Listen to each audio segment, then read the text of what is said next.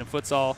The nail, Innovation City. A lot of inventions start with one nail. And, of course, got the A here for Akron and the arrow pointing forward, as that's the direction we want to take the club. Oh, love it, love it. So tell us a little bit about your history with futsal. Yeah, so a lot of us didn't actually have that big of a futsal background. We have a couple of guys, that have played back in the day, but it's really just kind of here and there, kind of pickup. And then I ended up playing just like a pickup game. We ran into Jake, and he just said, have you ever thought about making this a little more serious out here? Gave it a lot of thought and said, let's get together. And we've been playing for probably better part of a year and a half now, and we just fell in love with it. Oh, wow. Love to hear it. Love to hear it.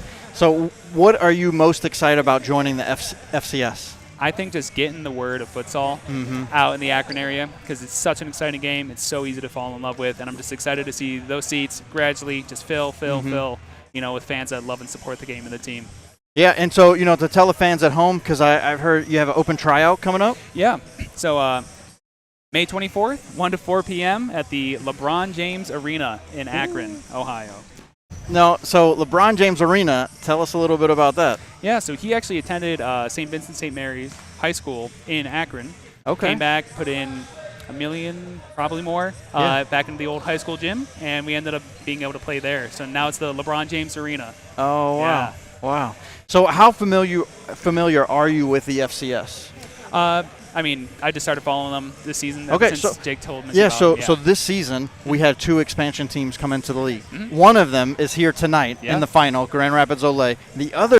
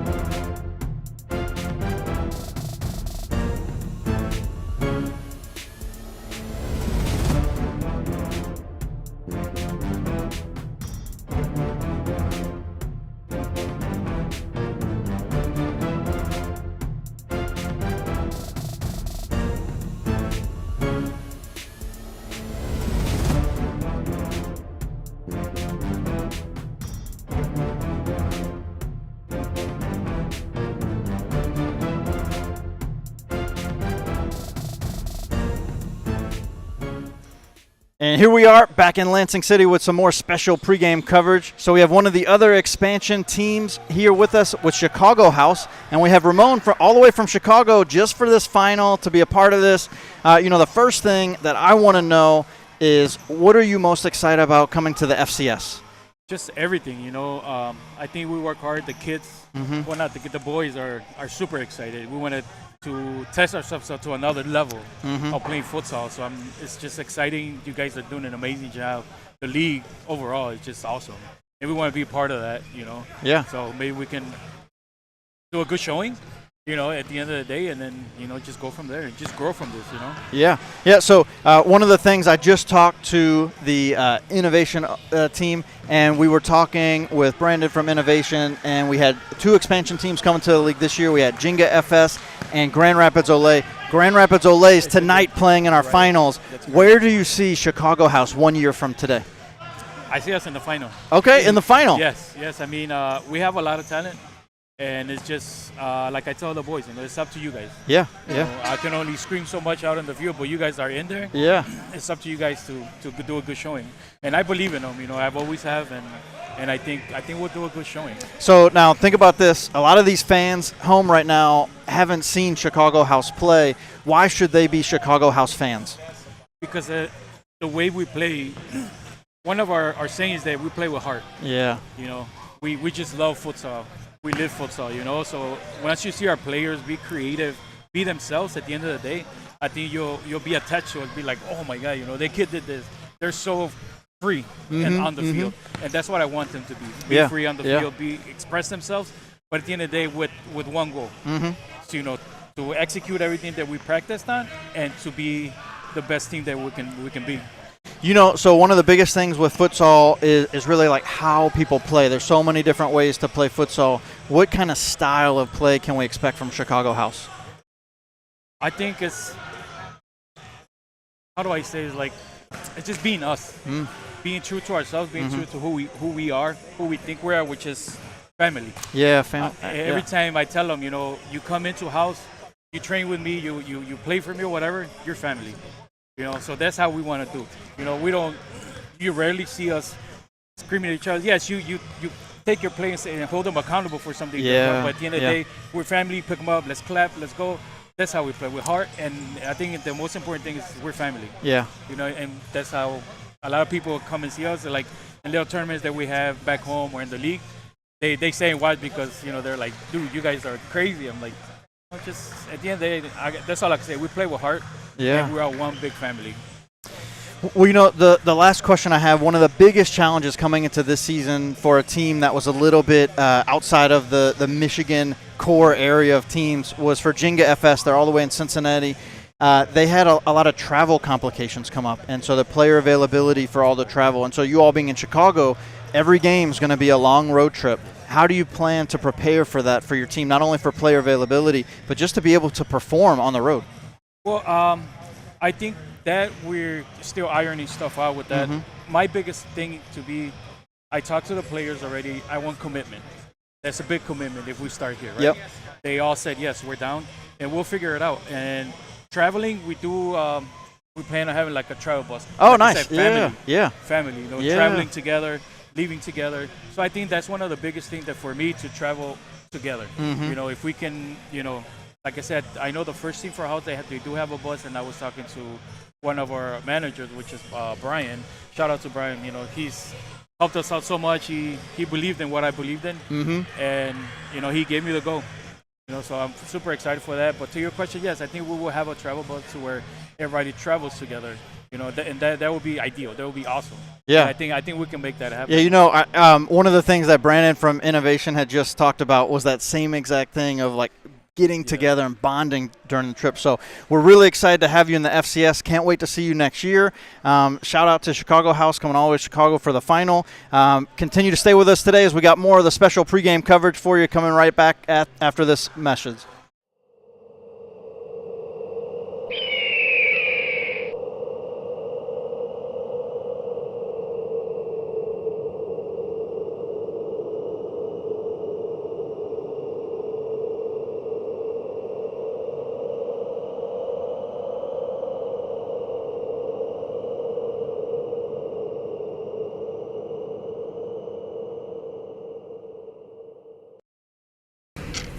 Committing a crime so you can try to escape from prison. Bad idea.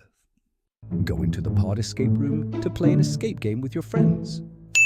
Great idea. Test your skill as an astronaut in outer space. Find Santa in Save Christmas. Or take a vacation to an abandoned island. Just don't get stuck there. The Pod Escape Room. Learn more at thepodlansing.com.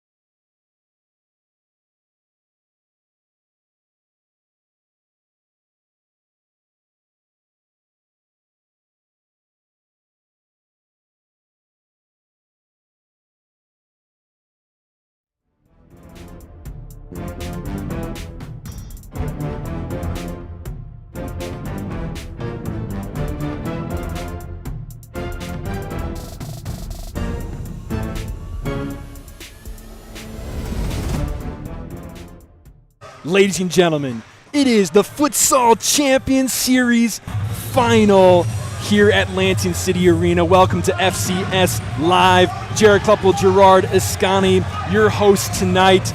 Gerard, oh my goodness. Woo. The whole season has led up to this moment. The finals, the trophy is right in front of us. Right here. One of these teams is going to walk away with this one today. Yeah, the excitement and the energy in this building is unparalleled. We have so many of our teammates from FCS Live that have traveled across the country to be here tonight. So we have a really special production for you. We already started with some pregame interviews with some of the expansion teams. So it's amazing atmosphere in here tonight, and this is going to be the best game of the season. It absolutely is. Let's talk about those teams in this game. We have Rapids Olay, Olay Futsal Club, Midwest United. The away team, Midwest United, they're looking for redemption today, both from a loss to Olay earlier in the year, a bad loss, 9-1, and they got to the finals in the FCS last year and lost. Yeah, last year they lost to Detroit Imperial, and Midwest United, formerly known as Migos, has a long history of being in the finals, winning championships in the FCS. And so for them to come back again this year with an opportunity not only to take the FCS championship, but to right the wrong of the last match against Grand Rapids Olay in a way that they just didn't show up. And so many of them talk about this being really the worst game of the season for them and the lowest moment when they lost to Grand Rapids Olay. So they have a lot on their shoulders tonight to overcome, to redeem themselves. Let's take a look at some of the key players for Midwest United, starting out with the player who probably has some of the best technical ability on their team, Daniel DeLeon. Look, he is so fun to watch. When you think about ball skills and creativity, he is absolutely one of the best in this league.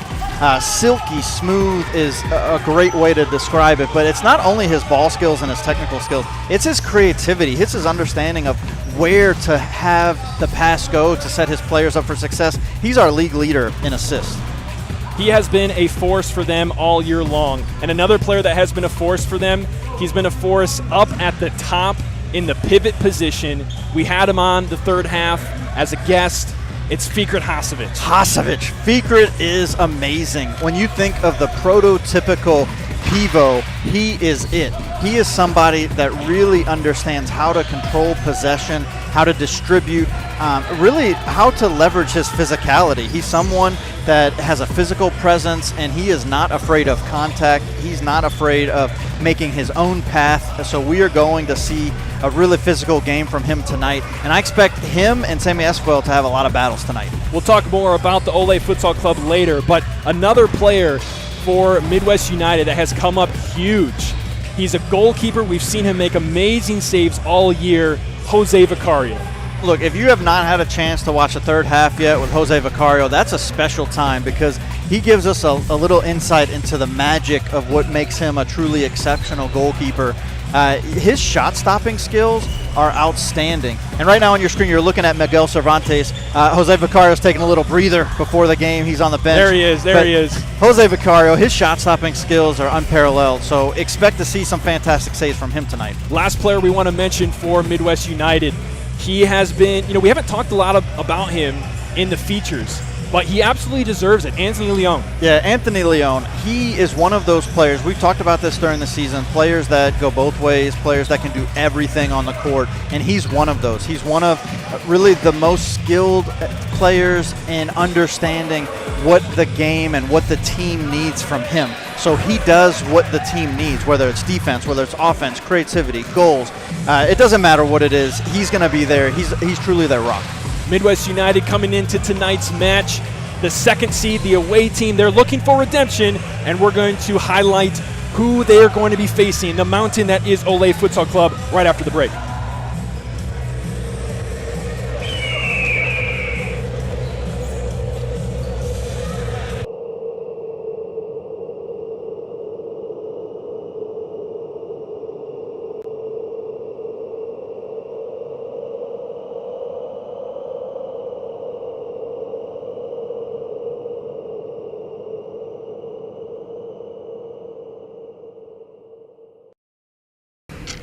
Committing a crime so you can try to escape from prison.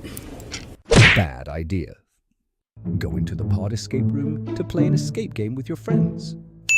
Great idea. Test your skill as an astronaut in outer space. Find Santa in Save Christmas. Or take a vacation to an abandoned island. Just don't get stuck there. The Pod Escape Room. Learn more at thepodlansing.com.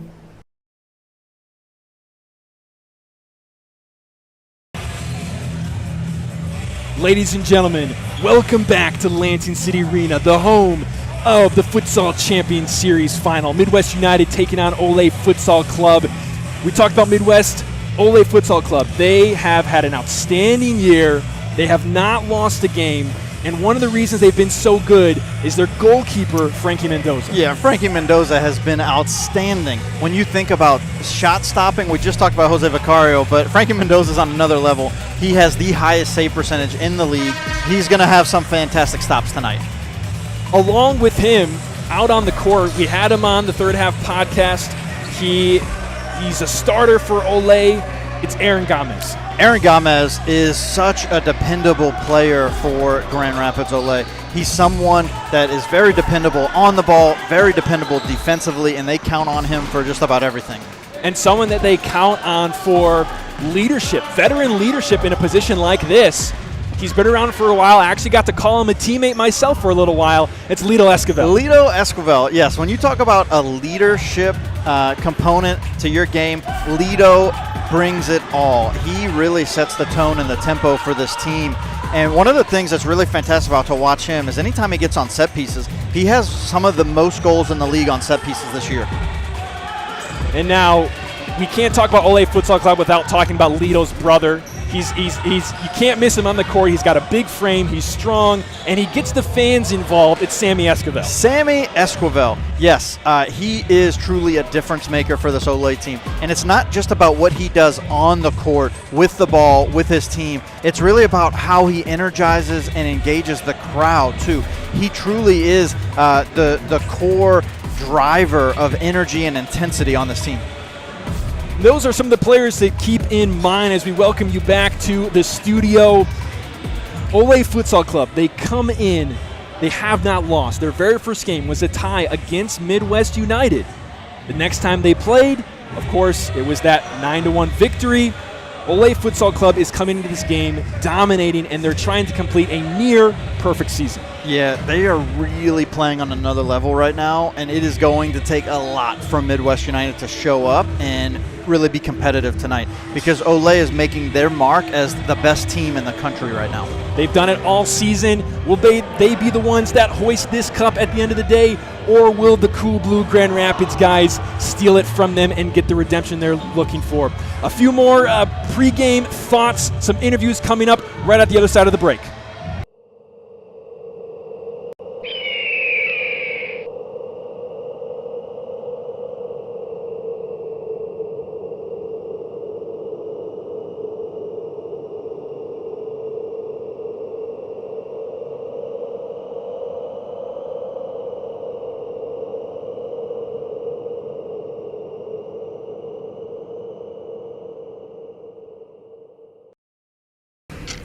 Committing a crime so you can try to escape from prison.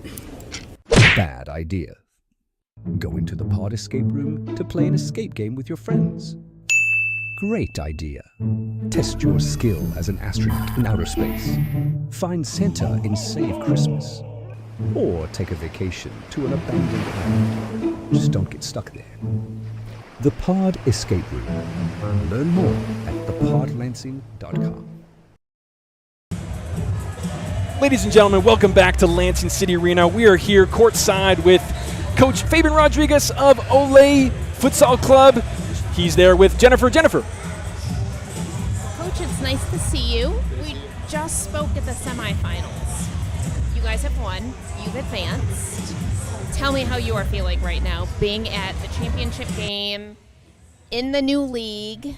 Your thoughts, please. Well, right now we're just anxious to start and get it started. Always a little bit of butterflies before, but once the whistle blows, calm down and kind of get into the game. So we're just excited to play. So there's been talk. You have players that are really good at scoring goals. You also, like on both sides, we also have some exceptional goalkeepers. What is this game going to be like? I think there's definitely going to be goals, but our priority is going to be to defend. No goals on us. So hopefully we're the team with the goals. But yeah, I think right now the biggest talk with the team is being mentally focused, and the team, a lot of times the team that makes the most mistakes is probably the team that's going to lose. So we're going to try to be focused and to make defending the priority and create some changes off of the mistakes that hopefully we're creating for their team. So I was lucky enough to talk to players on both sides, and both players have played, like Gio was under you as coach, as a player. Like there's a lot of like close-knitness between these two Grand Rapids teams. Yeah. Is this an exciting game just because of that? No, I think the two top teams made it to the final. So I think both teams deserve to be here. Both teams have a lot of good players. So I think it's going to come down to the mistakes, and it's going to come down to the team that can perform under high pressure.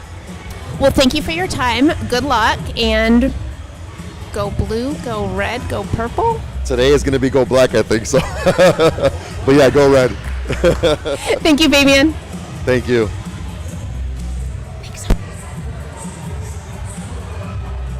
Go red. That's hilarious. I love it. Hey, great words from Olay Futsal Club coach Fabian Rodriguez. We actually did have a chance to catch up with Coach Gio Garcia of Midwest United earlier. Take a look at what he had to say. All right, we are at the Championship Series. It is the final game. I'm here with Midwest coach Gio. Oh my gosh.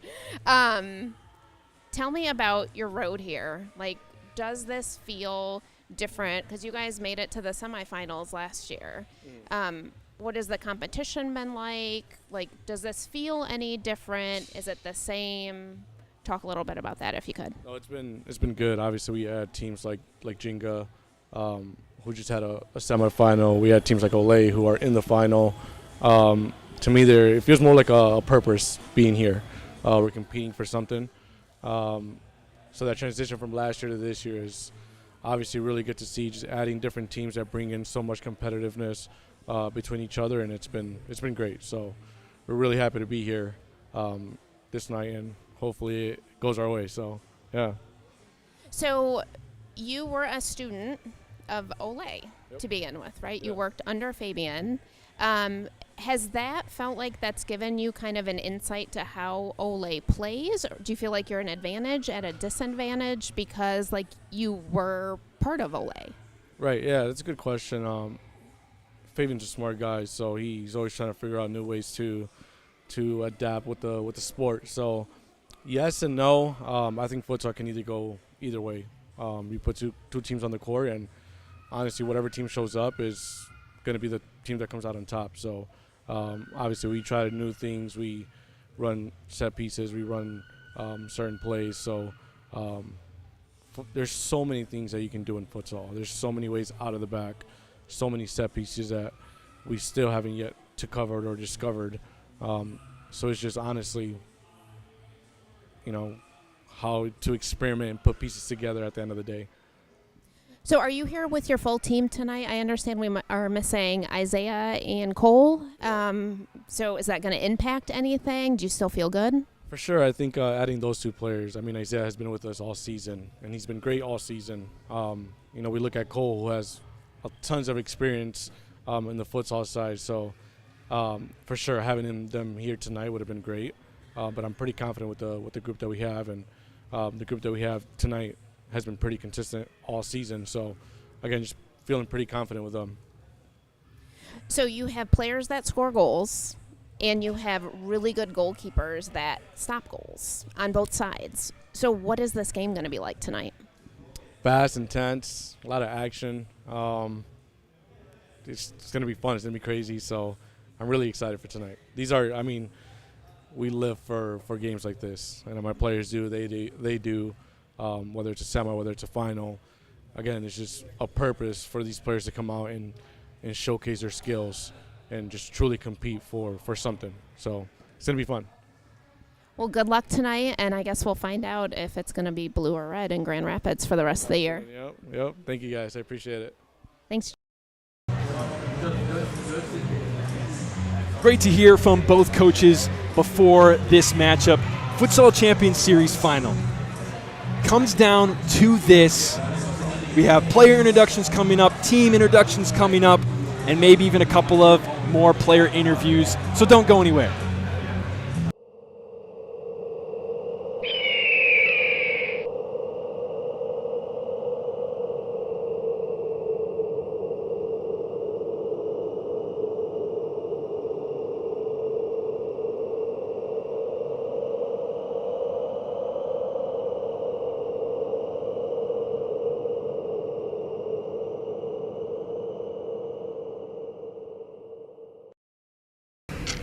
Committing a crime so you can try to escape from prison. Bad idea. Going to the pod escape room to play an escape game with your friends. Great idea. Test your skill as an astronaut in outer space. Find Santa in Save Christmas. Or take a vacation to an abandoned island. Just don't get stuck there. The Pod Escape Room. Learn more at thepodlansing.com.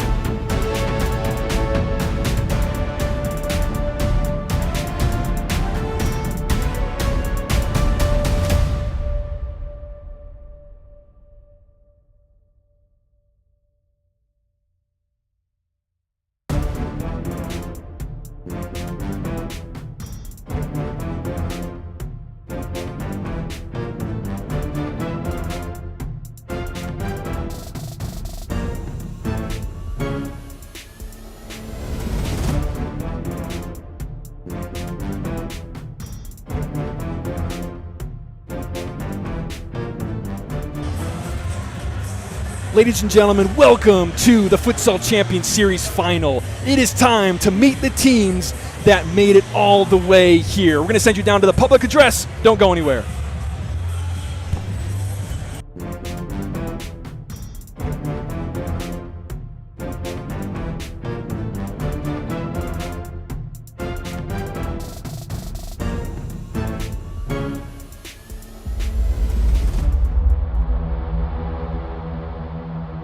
Last year we made it to the finals. Finals, yeah, we ended up losing. We weren't happy with the result. We wanted to win that final. A couple of us took that personally. I think it's a big motivator for the returning players this year. Cool Blue Grand Rapids guys that are sitting silently in second place. We're making our own journey, our own steps. We are not just a Grand Rapids team. In my opinion, we're the Grand Rapids team, and we're putting our own name on the map. This team never says die. They've had a really outstanding season. They've been flying under the radar. You know, we're in a positive trend right now. Can we continue going? Can we keep going? Yeah. We have the players to do it. We have the coach that can do it for us as well. And really the only major blemish all season was the rematch against Grand Rapids Olay. I love everyone at Olay. I mean, all of them as family. I play with all of them. I love all of them. But when it comes to being on the court, we all hate each other. And hopefully we could get to the final and just see Olay again. We just can't wait to play him again.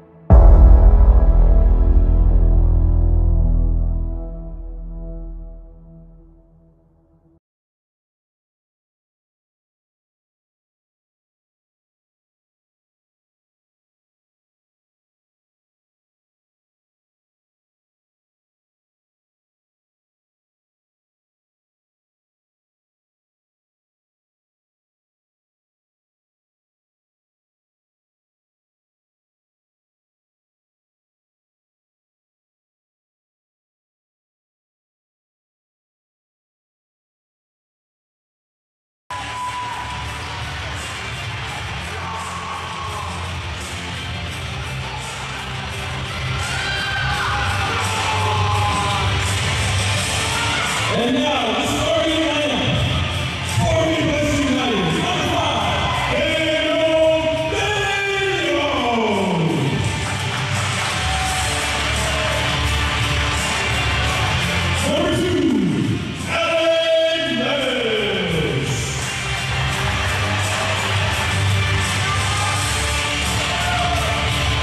and below tonight, number 10,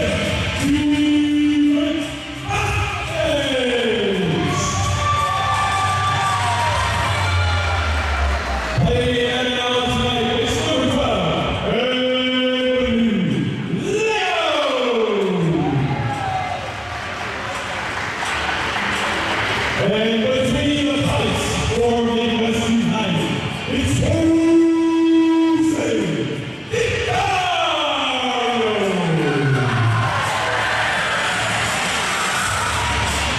Midwest United is coached by Gino Garcia. Ladies and gentlemen, please give it up one more time for Midwest United.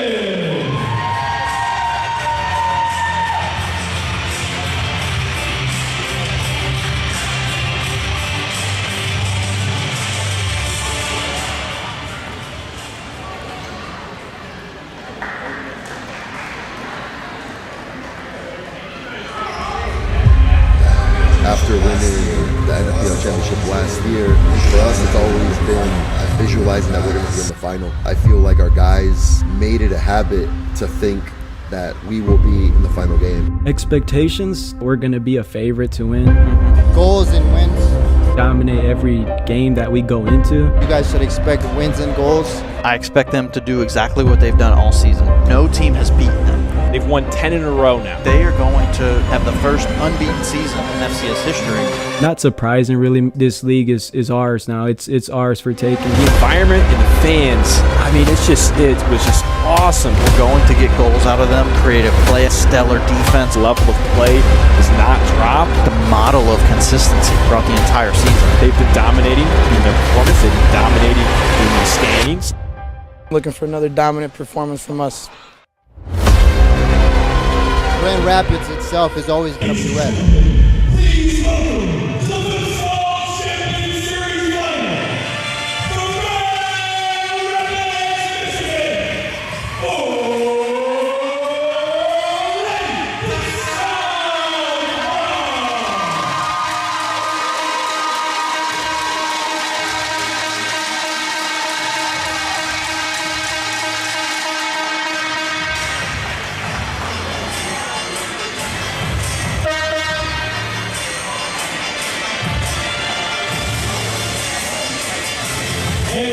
reigning for Olay Futsal. At the yellow position, number 6, Aaron Garland.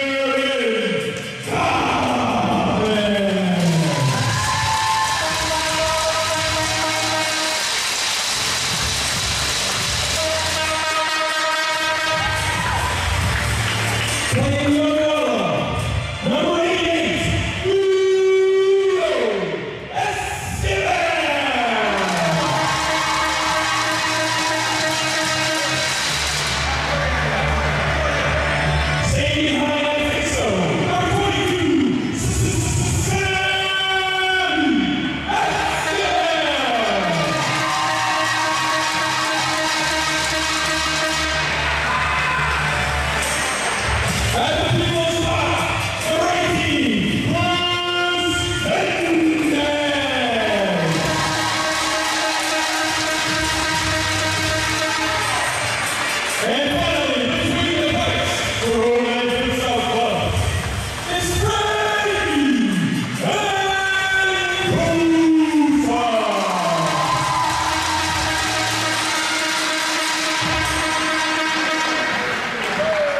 Olay Futsal Club is coached by Fabian Rodriguez. Ladies and gentlemen, please give it up. Time for Olay Futsal Club.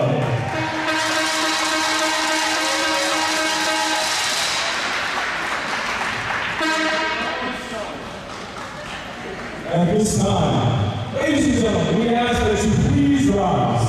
Gentlemen, remove your caps for the playing of our national anthem.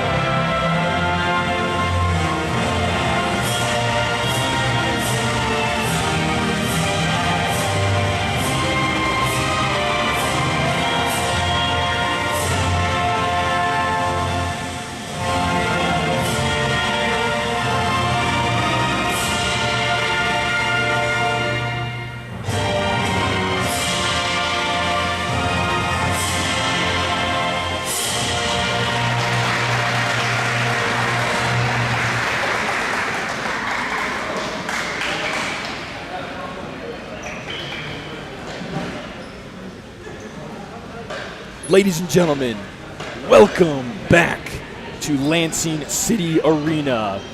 We are just about ready for the Futsal Champions Series final. Midwest United in the cool blue. They are looking for redemption. I'm Jared Klepp along with Gerard Ascani. Gerard, the cool guys in blue. They're looking for redemption from an FCS Finals loss last year and a 9-1 loss to Olay Futsal Club earlier this year.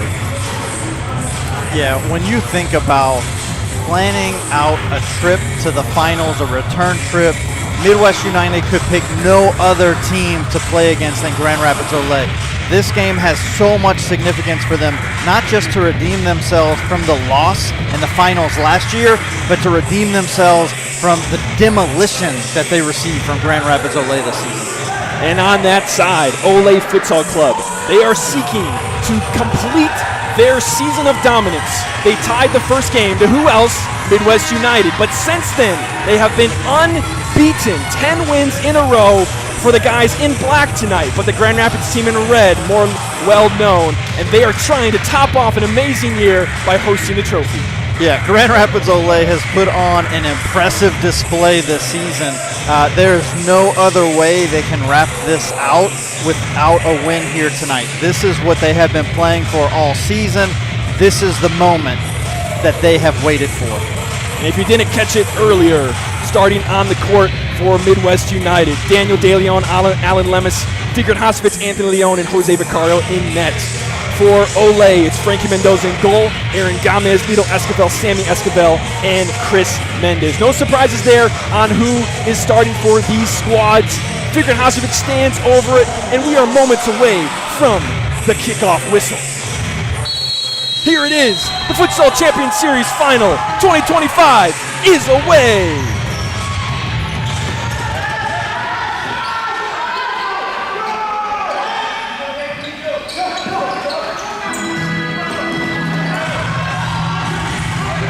Wow, Gerard, can you believe it? We're here, and kickoff has started for the Futsal Champions Series Final.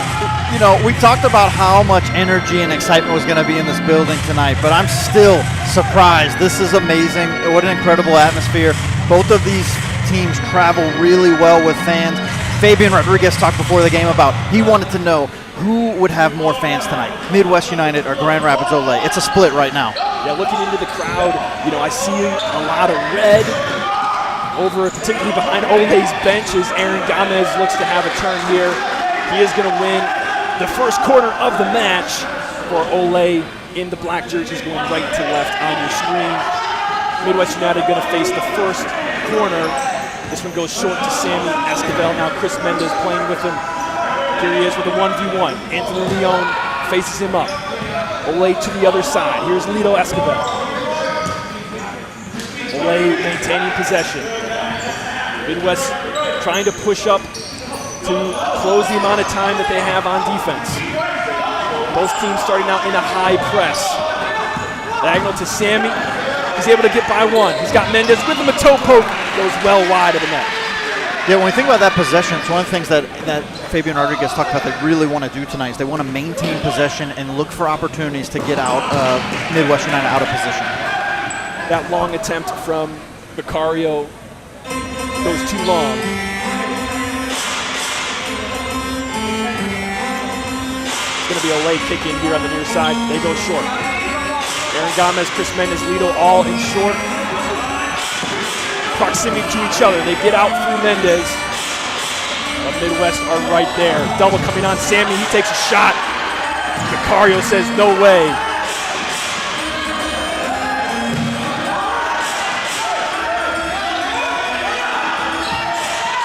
We see Midwest trying to maintain possession.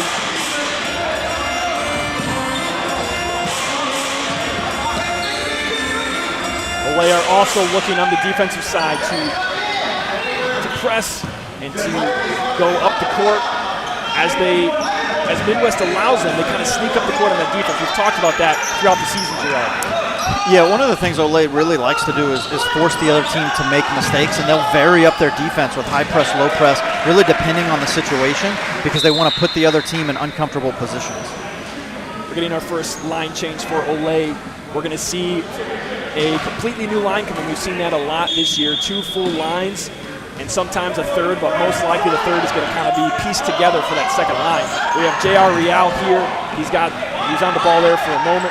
Along with him, Danny Diaz, Johan Vasquez, and Cesar Martinez. Yeah, it's really one of the strengths of Olay is that these lines play so much together. There's so much familiarity from one person to the next on the line. The only thing that's really created any mix-up with these lines has been some injuries. And so we know that Adrian Diaz has a significant injury causing him to be out tonight. That one goes long from Jose Vicario. And speaking of players that are going to be missed tonight, Midwest United has one. It's Isaiah Meyer. Yeah, Isaiah Meyer and another Cole Russell as well. Those are 2 central figures for them, but Isaiah Meyer more so. He has been a rock. He played in every game this season except for the last one. And so he's somebody that definitely will be a tough spot to fill. Shot coming from J.R. Real. Takes a deflection. It's not going to trouble Vicario by the time it gets to him. Substitutes on for Midwest as well. Jorge Saldanis right there. He goes to the floor for a moment. Along with him, Boris Lalich, Gerardo Montañez. And number 4 on the far side, Yosef Abdin. Midwest getting out of their own zone here for a moment. Long diagonal comes right to our booth, but we're well protected, Gerard. Yeah, well protected. We got a lot of equipment here. Luckily, all the equipment is safe. It's safe for now, and I believe it will be safe for the rest of the game, I hope. Here's Johan Vasquez. Working with Danny Diaz on the near side.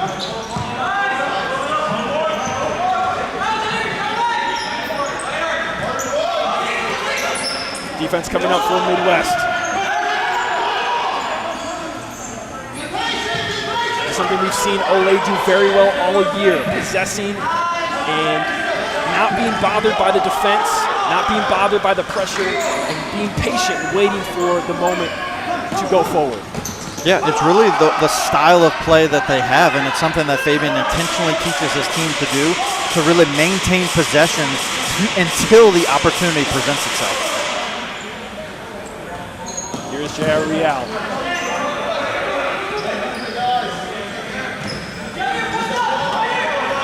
Danny Diaz with Jorge Saldanas facing down, double comes, he gets rid of it. Cesar Martinez on the far side looking for an opening. Nothing can be found. Takes a deflection. Olay kicking.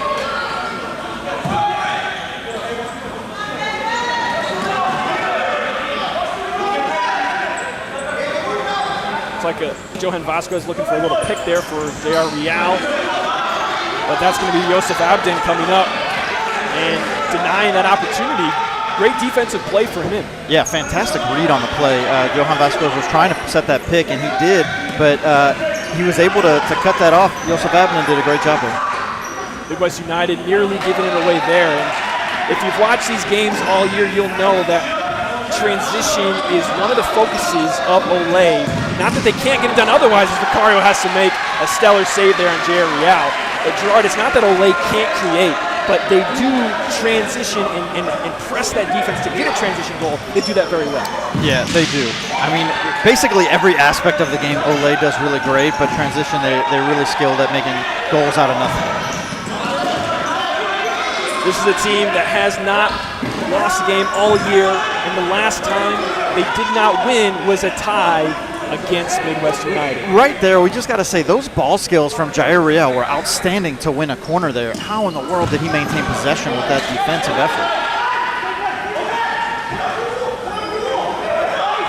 Corner for Olay. Jair Real trying to split the defense and get a shot off. No room for him. Olay bench calling for the sub, and that ball rolling under Diaz's foot. They're on defense, so they can't make the sub, but their bench is calling for it. Oh, De Leon getting down the sideline. Yeah, but a great tackle by Diaz right there just to poke it out. You know, it gives up a corner, but if he doesn't make that stop right there, that's a 1v keeper. Well done on the defensive side. Substitutions from both teams. We're seeing a third line here for Olay. Ball comes way up in the air. Mendoza's going to try to keep it in. He just has to throw it out because he was about to get outside the arc. It sure looks like he got outside the arc right there with that ball. You know, it's really tough in that situation, though. The official is straight on. There's no angle to be able to see it. We had a pretty good angle. That one got through Mendoza's. Oh, wow, got through his legs. Number 9 was there, Giovanni Duran from Midwest. He nearly put away the first goal of the finals. Woo! It's not often that you see that ball get through Mendoza's legs like that. He's lucky to not have a goal on that one. Olay escaped with a clean sheet for now. 5 minutes gone in this final.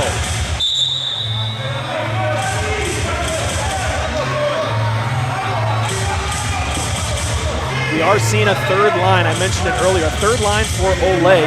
Pablo Real, TJ Faturati, Mose Crawford, and Cesar Alayo. So 3 complete lines for Olay tonight. Well, actually, TJ is not here tonight. It's Marcos Real is the other one on that line.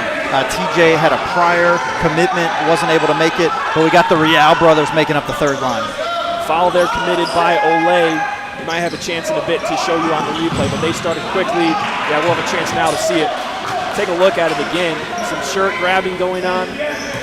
De Leon was there, Hasevich was there, and it got called on Olay as Hasevich went down.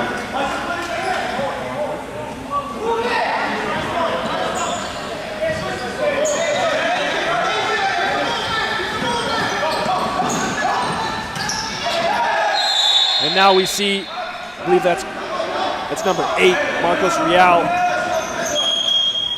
hitting the deck. First foul against Midwest. One foul either way now. Yep, and that foul was on Giovanni Duran. We haven't seen him much this season. This is actually only his 3rd game of the year. Mose Crawford, left-footed strike.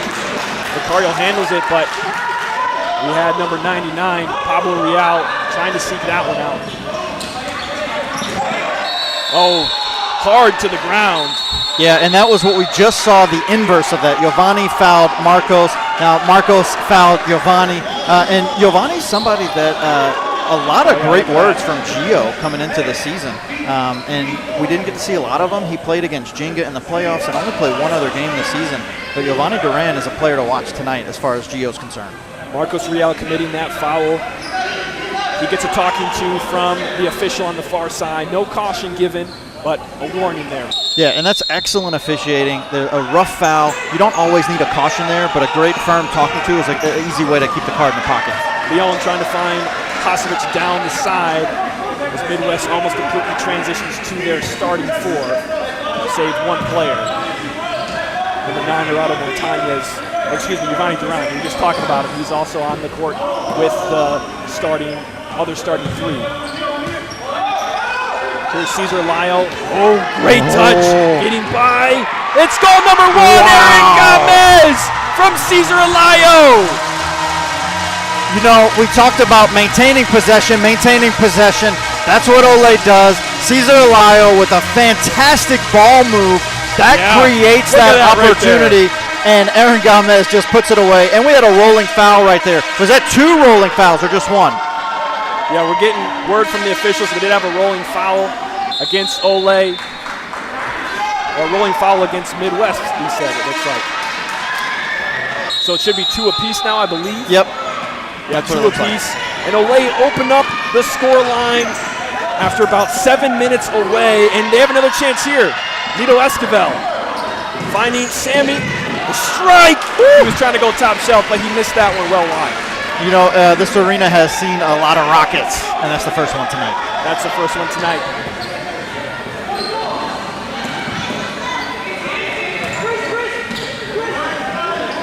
This one finds its way all the way back to Mendoza. We talked about that goal. You know, you mentioned the skill from Cesar Lyle. That was where that was created. A quick 1-2 touch to get past Kosovic, and then finding Gomez on the far side. That puts him ahead 1-0. You know, Aaron Gomez was on the show the other night, and he was talking about Cesar Lyle and the skill moves that he has. He didn't disappoint there. Oh, it's a goal! Oh! It's a goal! Sammy Esquivel, for a moment, thought maybe it wasn't across the line. What the official says, he points to the spot. That's 2 goals for Olay. I mean, I don't know about that. I mean, it didn't look like it went in, but that's a shot right there. Wow, Sammy Esquivel, he is pumped. Talk about getting the crowd into this arena. He is doing it right now. Did you see that on the replay? We had a further out replay that did not look like it crossed the line. Yeah, I didn't think it did. I'm taking a look at it again. I didn't think that it did from our angle. It looked like it hit the post. Critical piece. It's tough. The ball gets hit so hard. It's really difficult to see that. We don't have goal line technology here in futsal just yet. On first look, I didn't think that it was a goal, but it's, that's tough. The officials don't have the benefit of replay. That's a hard one to see. And there is video support in the futsal rules, but we do not have the capabilities at this location to do video support just yet. Maybe that's coming in the future.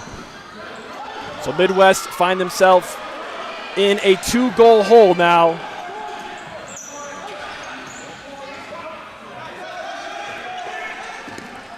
It's been tough for teams all year long to make a comeback after going down from Olay. In fact, I don't think any team has done it. I mean, the only time that they lost. There's one team that's come back twice in the same game, and it's Midwest United. So they came back twice. Right. And, they're a team that you can never really count out. So it's only 2 goals. It is early, but they're not out of this by any stretch of the imagination. Here's Jorge Saldanas looking for a ball across. It's not there. Olay have a 3v2. Cesar Martinez finding Danny Diaz. He goes back. but now it's Midwest United the other way. A 2v1 given away. J.R. Real in the middle. He keeps it.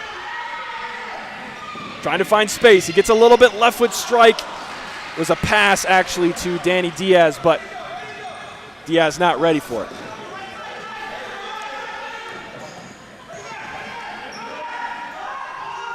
High press again for Olay. Midwest trying to get out of it. They were looking for Fikret Hasovic Pivo up top. And it looks like there's a foul call on Hasovic right there. So as he tried to make the move around Vasquez, he pulled him to the side, and he picked up a foul. Looks like we didn't quite get that on our cameras, but no argument from him. Midwest now have 3 fouls on the board.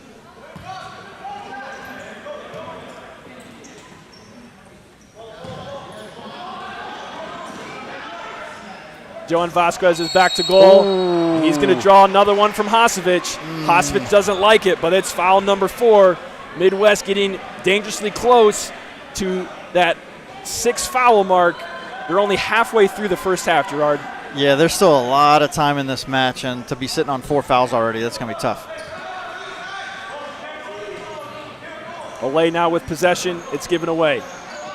Midwest collect, take their time. A long diagonal from Daniel De Leon. He had 2 players going that way, Anthony Leon and Alan Lemus, but neither one. You see that foul again. Yeah, a little bit. I mean, it's a light touch, but I mean, Vasquez fell, and that's always one of the factors that go into it. Even if it's an incidental touch, the player lost his feet, so, you know. I definitely think that one was drawn by Johan Vasquez. Yes, I think definitely. he knew the situation, was trying to pick up that foul. Yeah. So now Midwest have 4 to Olay's only 2 fouls for them so far.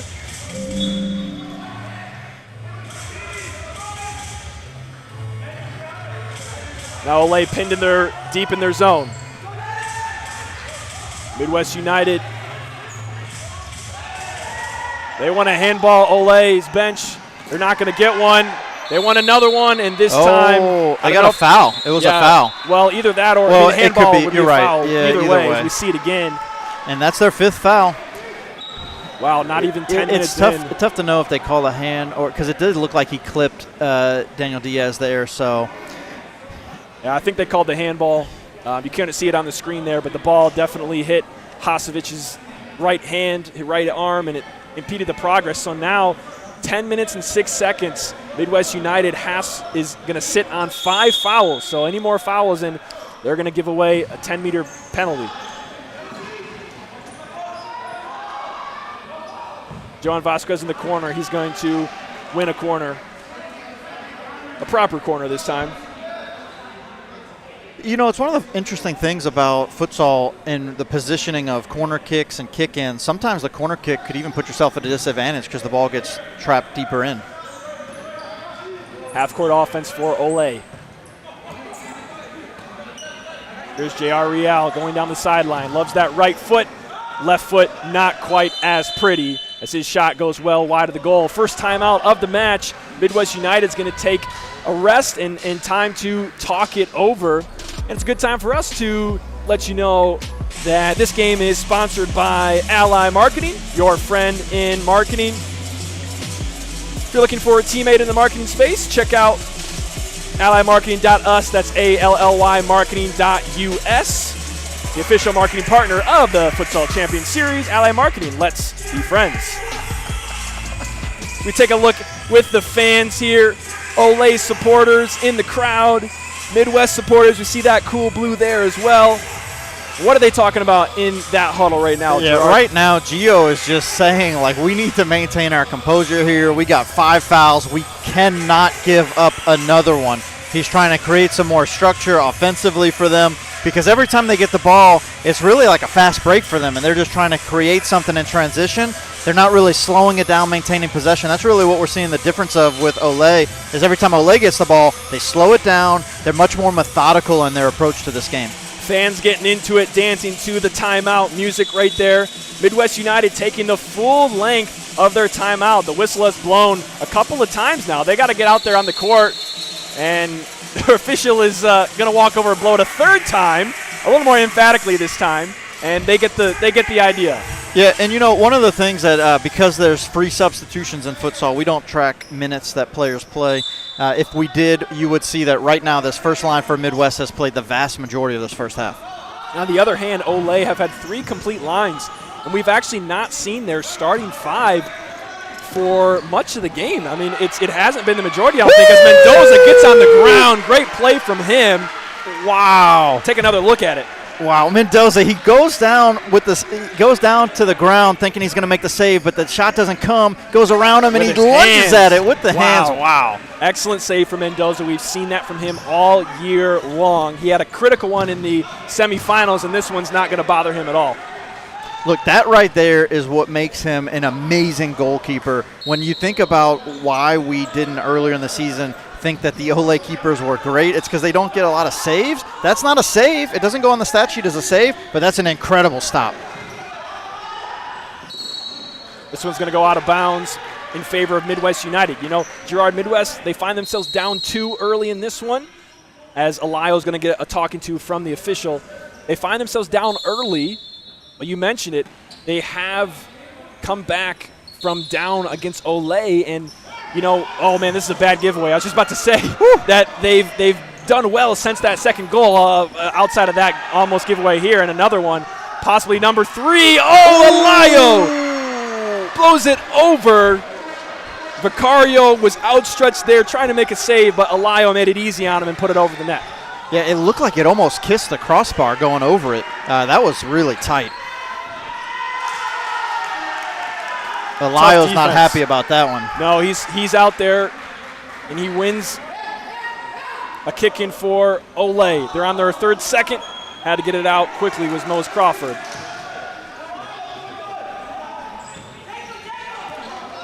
There's Cesar Alayo, Daniel DeLeon facing him up. They switch it to the other side. Coming into the middle, left foot strike, not there for Marcos Real.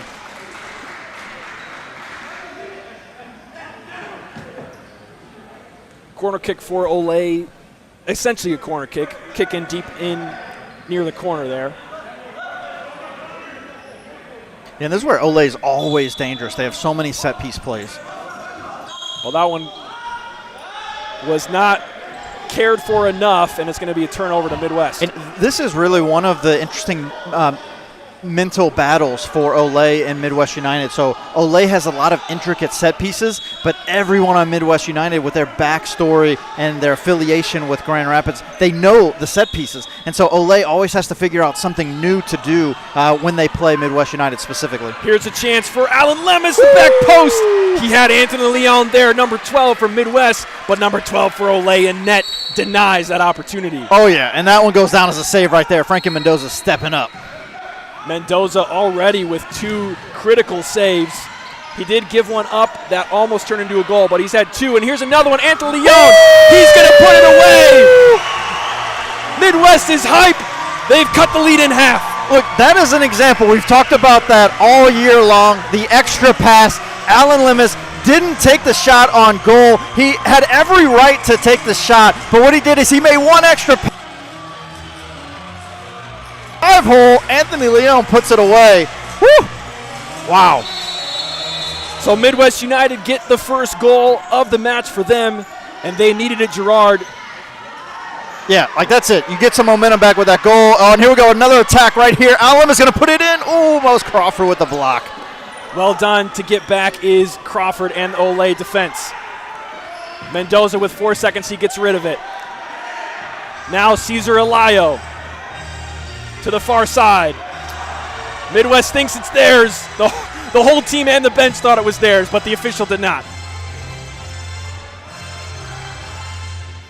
That ball was off the line. Yeah, you could tell from here we got a terrible angle. Surprised Cesar Alayo didn't just go ahead and stop and put it back on the line. It was rolling.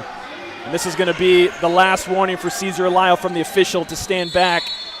The next one will be a caution. That's what I'm pretty sure the referee said there. DeLeon with a strike. That one didn't miss over by much. No, and that's it's really important to watch DeLeon right there take that shot first time. He's a league leader in assists. He passes all the time. Gio Garcia said in the pregame interview that he wants to get Daniel DeLeon more opportunities to take shots on goal, so he's doing it right now. And so now we see the first line of Olay Futsal Club for the first time in probably 5 minutes or more. I would say somewhere probably in that 3 to 5 minute range. But we're seeing their starters come back again. I mean, they're able with these 3 lines to get a lot of rest for their starting. I mean, everybody. Yeah, that's why Olay has been so successful and been so consistent all season. Their team doesn't have to play more than 2-3 minutes at a time before they get a break.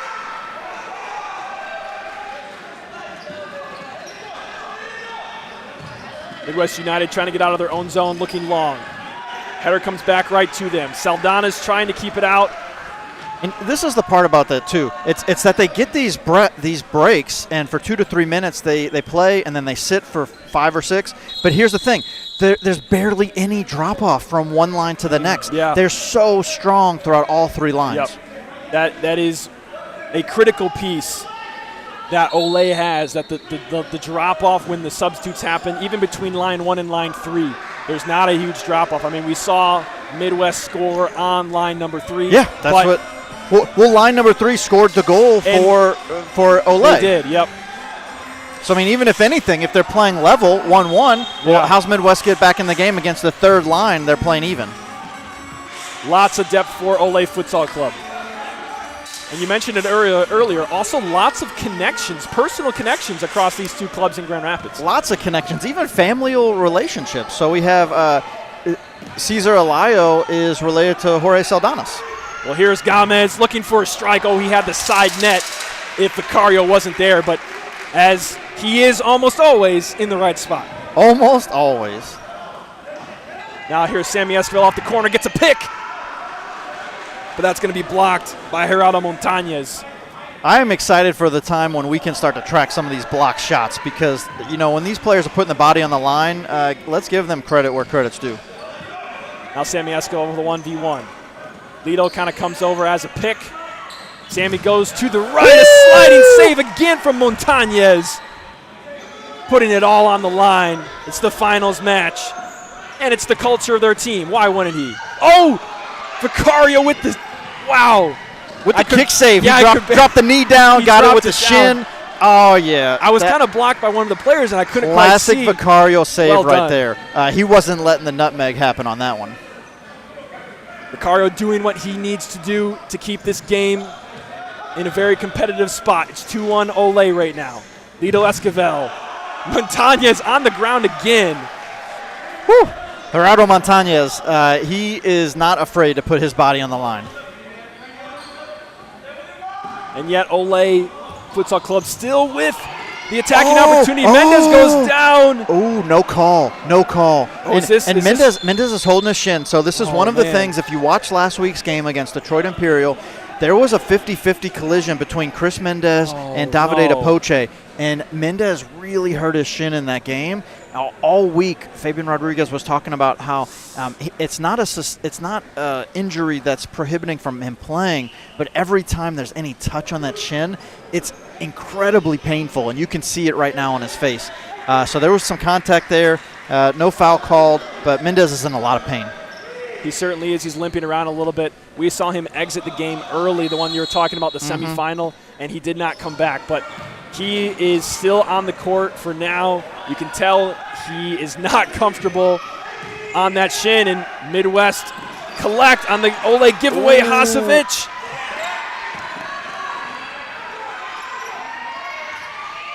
Back and forth. Saldana's now looking for a strike. Hits it well wide of the goal. Man, Hasovic had an incredible steal right there, but could not even get a shot off. Wow, what a defensive effort from Olay to prevent the shot. Now here is Olay starting from the back. Not intense high pressure from Midwest. They're able to pretty easily get it across half. Olay can be very dangerous in this position. Woo! Great strike from Mendez. The placement, not what he wanted, and Vicario easily makes that save. Wow. Diagonal from brother to brother, and Sammy picks up a foul here. He's not happy with it, but I'm glad it was called. And Vicario now has 8 saves, and is that the 5th foul for Grand Rapids as well? I think it's only 4. Okay, only 4. Well, 3 or 4. We were at the counter right now says 3. I don't know if we had one in there, but 3 or 4 right now. We'll find out soon enough. Oh, here comes De Leon. Hasovic now with some space. Looks for the far post, headed away by Aaron Gomez. You see that play again, a little bit blocked by the referee, but Frankie Mendoza had Gomez in the net with him, and he headed that one away. Yeah, great save by Gomez. Oh, a little bit of push there. Not called. Not called. Let the push go. Letting them play. Not happy. Midwest got to be careful. They're already sitting on 5 fouls. Lido tries to draw one. And he does. And he does. I'm surprised. I don't know if they realize this is the 6th foul right now. I'm surprised. Yeah, that's kind of tough, especially with the foul that Daniel De Leon didn't get just before that against Daniel Diaz. That's always really the tough part for Midwest United. You know, it's something that we've seen time and time again. When a call doesn't go your way, how do you respond in the next moments right after that? Call didn't go Midwest United's way. They raise the physicality a little bit, and then they get called for one. So right now, from 10 meters out, it's Aaron Gomez and Jose Vicario, the only 2 names that matter for the next 10 seconds. Will it be 3-1 Olay, or will Vicario come up big for the Grand Rapids Blue? Here comes Gomez. He puts it over. A little friendly tap between Vicario and Gomez. I think that's one of the personal connections between these 2 sides. Yeah, there's a lot of connections. Look, when they're playing the game, everybody wants to win, but they keep it friendly. Nothing but love between these 2 teams. So Gomez puts it over, and Midwest stay with only a 1-goal deficit. 4:44 to play in the first half. You know, the first 10 minutes or so of this game flew by, but really, like the last 5 minutes, it's almost like the clock's not moving. There's so much action, so much going on. You know, wow, the intensity just continues to ramp up every minute. It's so funny because I was going to say I felt like the first 5 minutes was really slow, and the last 10 minutes have gone by in a blink.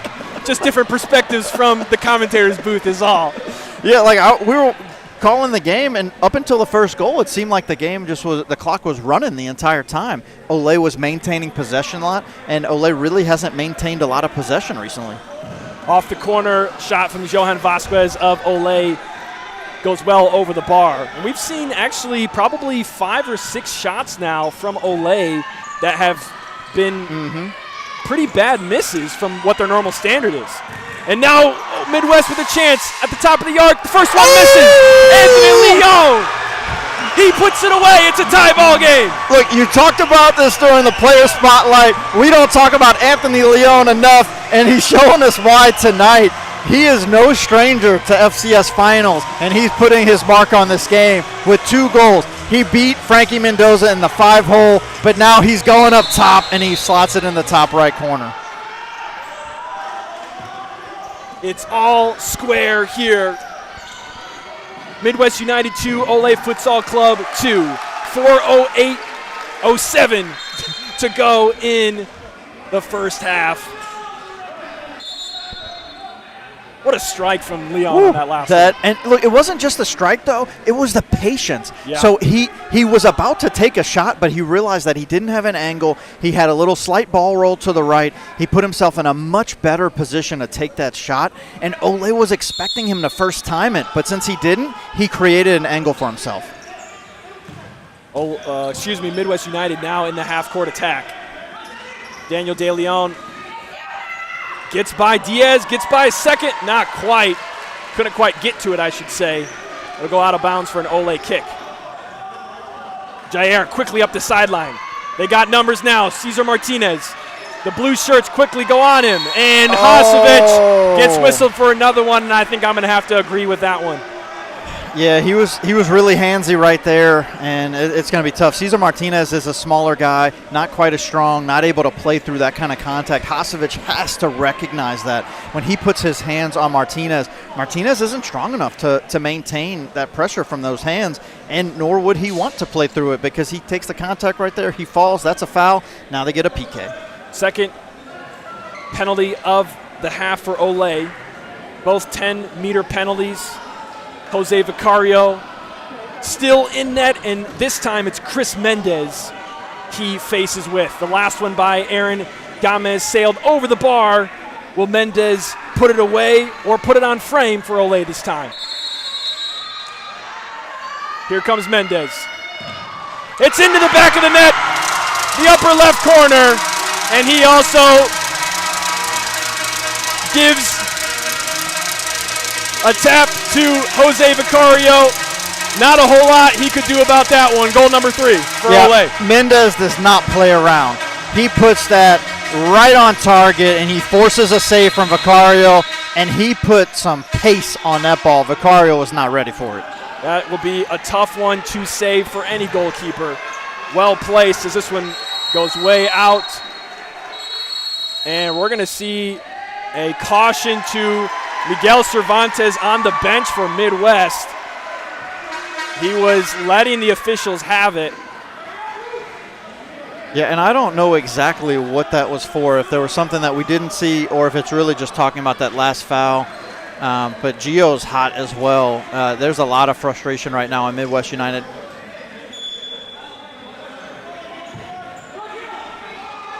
I think what Gio was upset about was I think he felt like something that happened down here was similar to one of the 6 foul penalties that they that would make sense. And I think when we were watching the ball when it got kicked out, I think there was a little bit of shoving and pushing, and somebody was maybe like a wraparound, and that's exactly what we saw called just a minute ago for the foul, and they're confused. Why didn't they get that call as well? Regardless, here is Olay with a 1-goal advantage now. 3:14 to go in the first half. Futsal Champions Series final. 2 Grand Rapids teams clashing. And we're going to have another bench player for Midwest receive a caution. That's Pedro. I believe that's Pedro de la Maza. The referee had to have him stand up so he knew what number he was. Yeah. Clearly, they're not happy with some officiating decisions so far. They are not. You almost want to just have a mental reset for Midwest United. Let's get our heads back in the game so we can continue. They're playing excellent right now. They got back into this game after being down 2-0. Let's not lose their heads over the last 3 minutes of this first half. Off the corner kick for Olay. Well defended by Saldanas. He's got a pep in his step, forces the turnover, and he's pumped.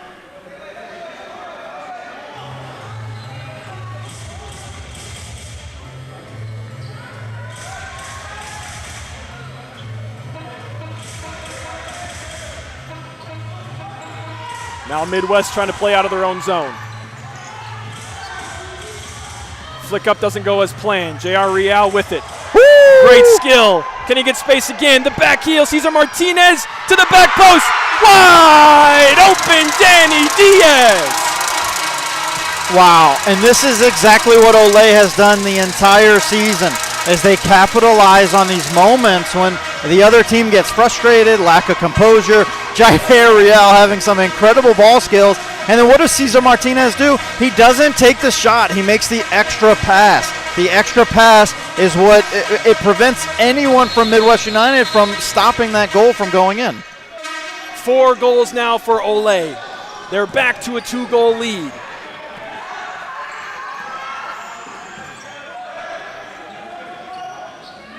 Here is J.R. Real. He created that whole last goal with his foot skills and back heel.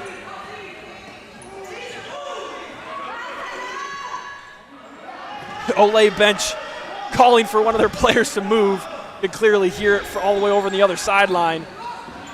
There's Alayo now facing a double. De Leon's in there, comes away with it, but now Danny Diaz. J.R. Real with 2 minutes to go. On that right foot again, goes back to the left-footed strike. Vicario brings it up to his hands with his foot. Long one here, good defense. Midwest on the follow-up, and now here come Olay. It's 4v2. This doesn't look good for blue. Well done from Hasevic. Mose Crawford gets around. And Midwest United players get back. Well, here's J.R. Real with a shot, another one. And guess who Gerardo Montañez. Wow. On the ground again. Wow. He's got almost as many split saves as Vicario did. I know. We got to give him credit for saves here. This is getting ridiculous. He is just finding himself in the right place so often to prevent these shots on goal. Now with 1.5 to go, corner from Olay. Alayo was going to send it way over the goal, but it was blocked. Ball stays in play. Here is Montañez working with Leon in the back. Daniel De Leon and Lemus, the other two. Oh! De Leon's going to draw a foul from Sammy Esquivel. I was wondering if we weren't going to call there because, Sammy didn't want to call. I don't think he ever does. But De Leon would have lost it if he didn't get a foul call right there. That is foul number 4 against Olay. But they still have one more to give before the penalty. Alan Lemus on the near side. De Leon, heavy pressure from Olay. Olay speeding that game up and winning the ball back. Timeout, and Olay. And that is one of the things that Olay does so good. They wait. They wait. They're patient offensively. They're patient defensively. So they don't just employ the high press all of the time, but they wait for those moments. And as soon as Midwest United's going back, then they attack. And so it's like Midwest United's caught off guard because they're not anticipating that high press, and then all of a sudden, bam, it happens. Very quickly, just want to remind you that you can follow the Futsal Champions Series on social media, Facebook, Instagram, as well as all the teams in the Futsal Champions Series, both Midwest United and Olay Futsal Club. You can follow them on Facebook and Instagram. And if you're enjoying the broadcast, go ahead and hit that subscribe button. And you can hit the bell, too, if you want to be notified when we go live for our last third half podcast. This next Thursday, we'll recap this game and talk a little bit about the expansion of the FCS. But right now, none of that makes a difference. We got an amazing final right before our eyes right now. Yeah, we couldn't have asked for anything more. Olay took the quick 2-0 lead, and of course Anthony Leon brings them back into it to bring it to a tie, 2-2. And then what does Olay do? They put 2 more on it. One of the things that Midwest United has to do is they have to retain their composure. They cannot get caught up. It doesn't matter if the call doesn't go your way. They need to continue to play their game. So Olay calls that timeout. They're famous for their tricky set pieces, and I assume they're going over one here and trying to put a 5th goal in before half is done, and that would be huge for them if they can go up by 3. It sure would. And Lito we talked about this in the pregame, that he's somebody with a fantastic free kicks, but he's not going to take it. Sammy leaves it for Marcos Real, and nothing happens for Olay there. Vicario watches that one go over the end line for a restart.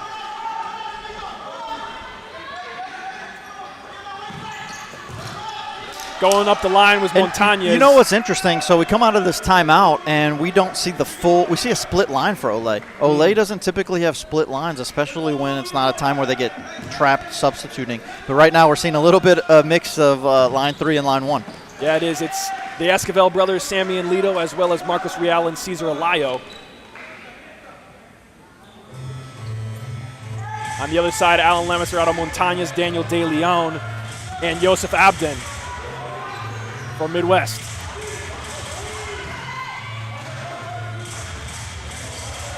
Final 30 seconds of the first half coming right up.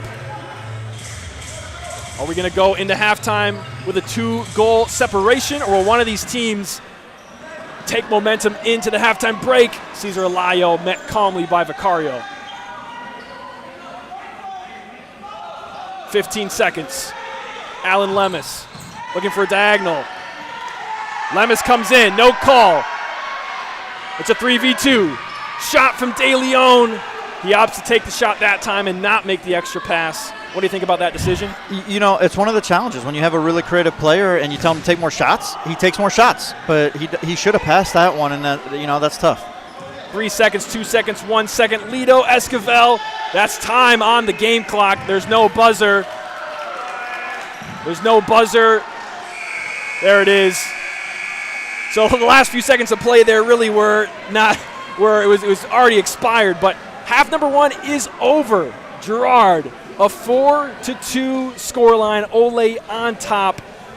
Quickly, your thoughts on that first half? Well, you know, Olay, they have demonstrated consistency all season and never letting the emotion of the game get to them. And they demonstrated here again tonight, not letting the emotion of the game get to them. They quickly reclaim the lead after giving up 2 quick goals. We're going to have more halftime thoughts as well as some stats and maybe an interview or two on the other side of the break, so don't go anywhere.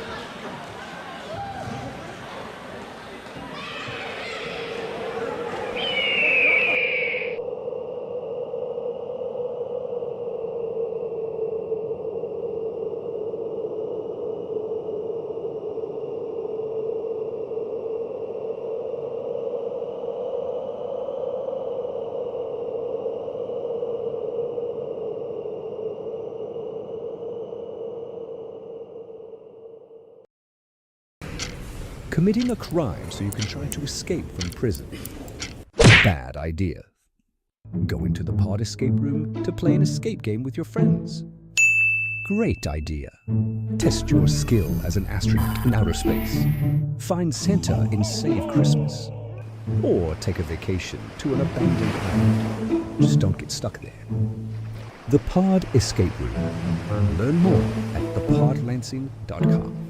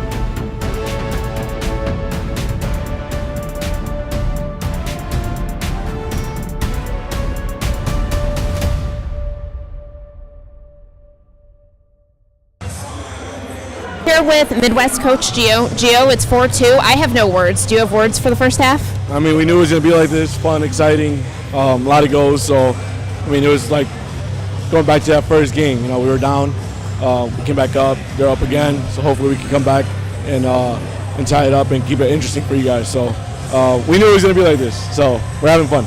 Well, I'm pumped. This is intense. This is a great game. Wow. Yeah, wow. I mean, what you're saying is exactly what I'm going to say too. So, yeah. Well, thank you for your time and good luck in the second half. Thank you. Appreciate it.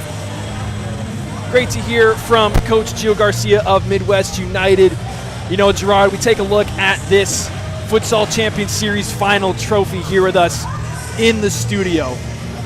One of these two teams is going to walk away hoisting this trophy. They're going to take it home.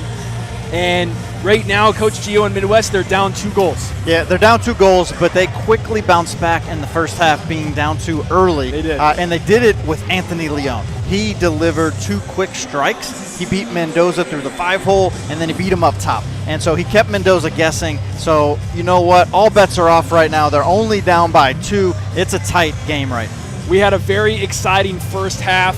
If you missed it, Olay went up 2, Midwest came back, and then Olay up 2 again. And Midwest was in foul trouble for they were. that half. And so here's the thing, right? They're only down by 2, but they gave up 2 PKs, They right? did. They gave up 2 10-meter PKs. Aaron Gomez sailed one. Chris Mendez slotted one home. And so without those PKs, it's only a 3-2 ball game right now.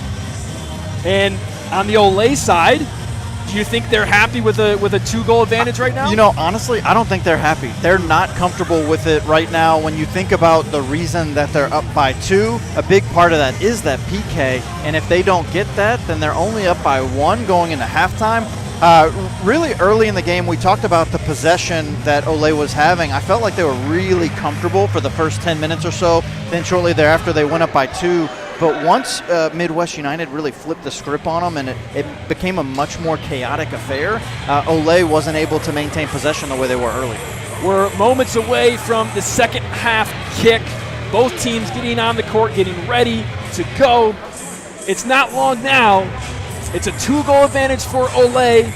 If you had to give, one thing that if Olay does this in the second half, they win, and one thing if Midwest does this in the second half, they win. What are those 2 things? So for Olay, controlling the game. That's something that they've done time and time again throughout the season, controlling the game specifically through maintaining possession. That's the thing that Olay needs to do in the second half. For Midwest United, what they need to do is they need to maintain composure, because when the calls go against them, which they will inevitably at some point in every game, they can't lose their cool. They did that. They lost their cool a couple of times. Not only did they give up a couple of PKs, but they gave up a goal in transition when they were frustrated about a foul call that they didn't get. And talk about fouls, the physicality of this game. It was very physical, lots of energy as the players start to take the court now. Midwest got in foul trouble early. Olay didn't really have to deal with that. I'm expecting another physical half of play. Yeah, I would anticipate just as physical, if not more. And it's really going to be how do the officials call the game in a way that Olay has demonstrated consistently this season that they can push the issue right up until that 5th foul, and then they can pull it back.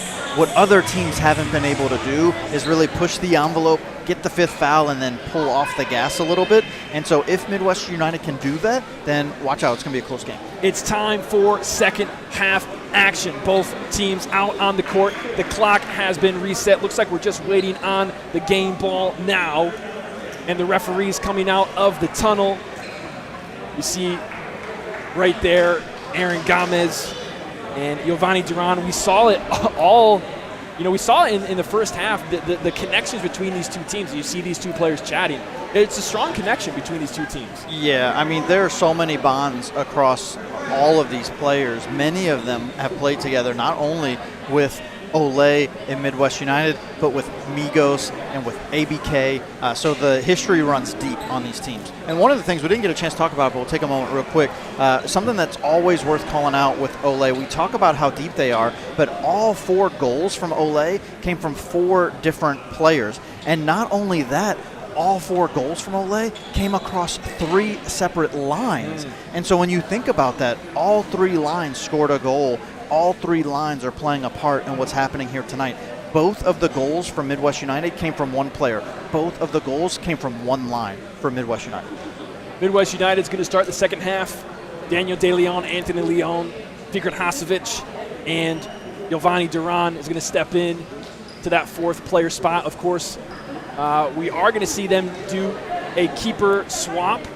Miguel Cervantes coming in net. He's on a yellow right now. And surprisingly, Frankie Mendoza is starting the second half. This is the first time all season that Grand Rapids Olay has not switched their keeper at halftime.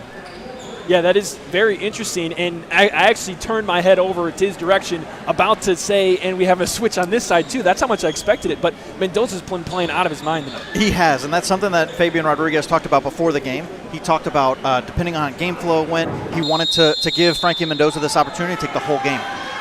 So Mendoza stays in net, and Olay start the second half the way they started the game. Gamez, the Esquivel brothers, Mendez, and Frankie Mendoza.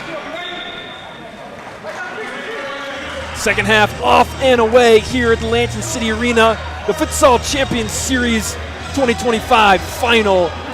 The last 19 minutes and 47 seconds of the season right now. Sammy leaves it for Aaron Gamez. A left-footed strike well off the mark.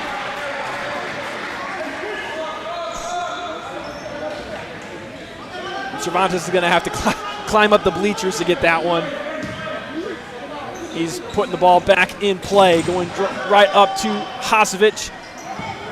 Hasovic not able to control. That's really can be a difficult play there, going directly up to the pivot as Olay have someone going back post. That was Gamez. But Mendez was looking for the near post. Yeah, there are few players in this league that can handle that quick ball distribution from the goalie all the way up the court, the three-quarter court throws and distribution. Fikret Hasovic is one of those players. He absolutely is. Facing the tough defense of Olay makes it all the harder as well, as Sammy Esquivel takes this one away. Trying to work with his brother Lito, but great defense for Midwest. But they dribble it over the end line. First corner of the half goes to Olay Futsal Club.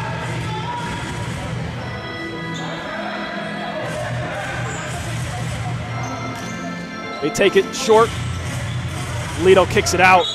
And we haven't talked a whole lot about number 88, Lito Esquivel, but he's no stranger to the game of futsal. He's been playing the game for a while, and he has a certain veteran leadership,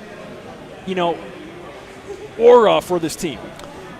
Yeah, he definitely does, and I was a little bit sidetracked right there. We have a water on the court. Great eye by the official to recognize that. That is dangerous, playing with water on the court. That last shot that we had knocked over a water bottle, and now we're getting it all cleaned up so that these players can stay safe. It's a bad day for that water bottle, spilling all its guts out on the floor. Now it will never be drunk. It will not. What a waste. Water gone. Water gone. 19:05 left in this one, just about ready to get going after the cleanup crew does their job. They're doing amazing. Referees, and looks like that's the director of operations there for the Futsal Champions Series helping out too. Look, everybody's getting involved here tonight. Our director of operations traveled all the way from Ohio just to make sure that these players play in a safe environment. Cervantes coming out of goal for the time being, adding another option as Midwest looks to play out of their own half. Hasovic plays into Leon.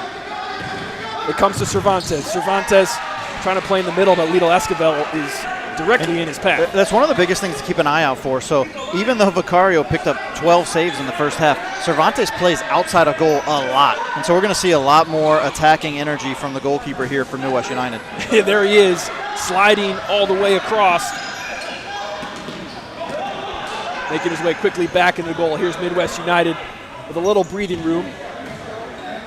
Olay putting on pressure, but not suffocating at the moment.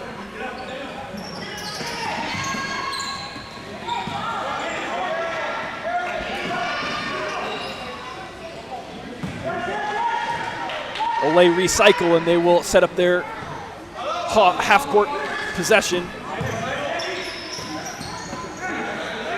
No substitutions yet for either side. Lito Esquivel content on this 2-goal advantage to try to pull Midwest out of their higher in their defense.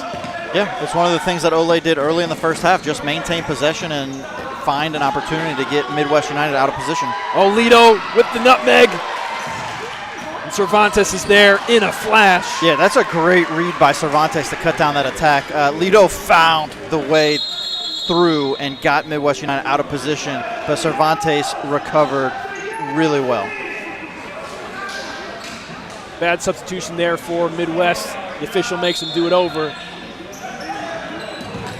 And I know we had that stoppage of play for a bit with the water being spilled, but you can definitely feel the difference between how we started this half, and I was going to say how we started the game, but also just how the whole first half was. Like, things have been very calm for the first 2 minutes here, fans, players alike. Yeah, it's just like everybody, it's almost like we haven't recovered yet from how that first half ended. I feel ya. Olay make their first change. Their second line is in. Here's J.R. Real. That ball likes to stick to his right foot like glue. Who else? Who else with a deflection than Montañez? Montañez. He's had a lot of deflections tonight. Those purple shoes love to deflect. He's just showing he's shown a natural ability to anticipate the shot. Short corner for Olay. Pasovic is there. They give it away. Quickly back in their possession, though. De Leon wins it. Well done. Using his speed, a slide from Vasquez. And De Leon's going to get whistled for the foul, and he knows it. How about that defensive effort from Johan Vasquez? Yeah, that was fantastic effort, really, from De Leon and then from Vasquez, too. De Leon with the steal. Vasquez to track him down and not give up on the play. De Leon would have likely had a shot on goal with his left foot there near the arc had Vasquez not stopped him there. You know, once again, though, I'm really surprised De Leon didn't pass that ball. It's one of those things that we've seen from him time and time again this season, passing that opportunity. That's really the second or third time tonight that he's had a great opportunity to set his teammates up for success, but he was looking for his own opportunity instead. He's been very keen on those assists all year, finding his teammates in the right places. He and the rest of his squad are going to high press here. Olay trying to get out of it. Real, J.R. Real, I should say, advancing it for the moment. And it's going to end up out of bounds on the far side. Olay to play it back in.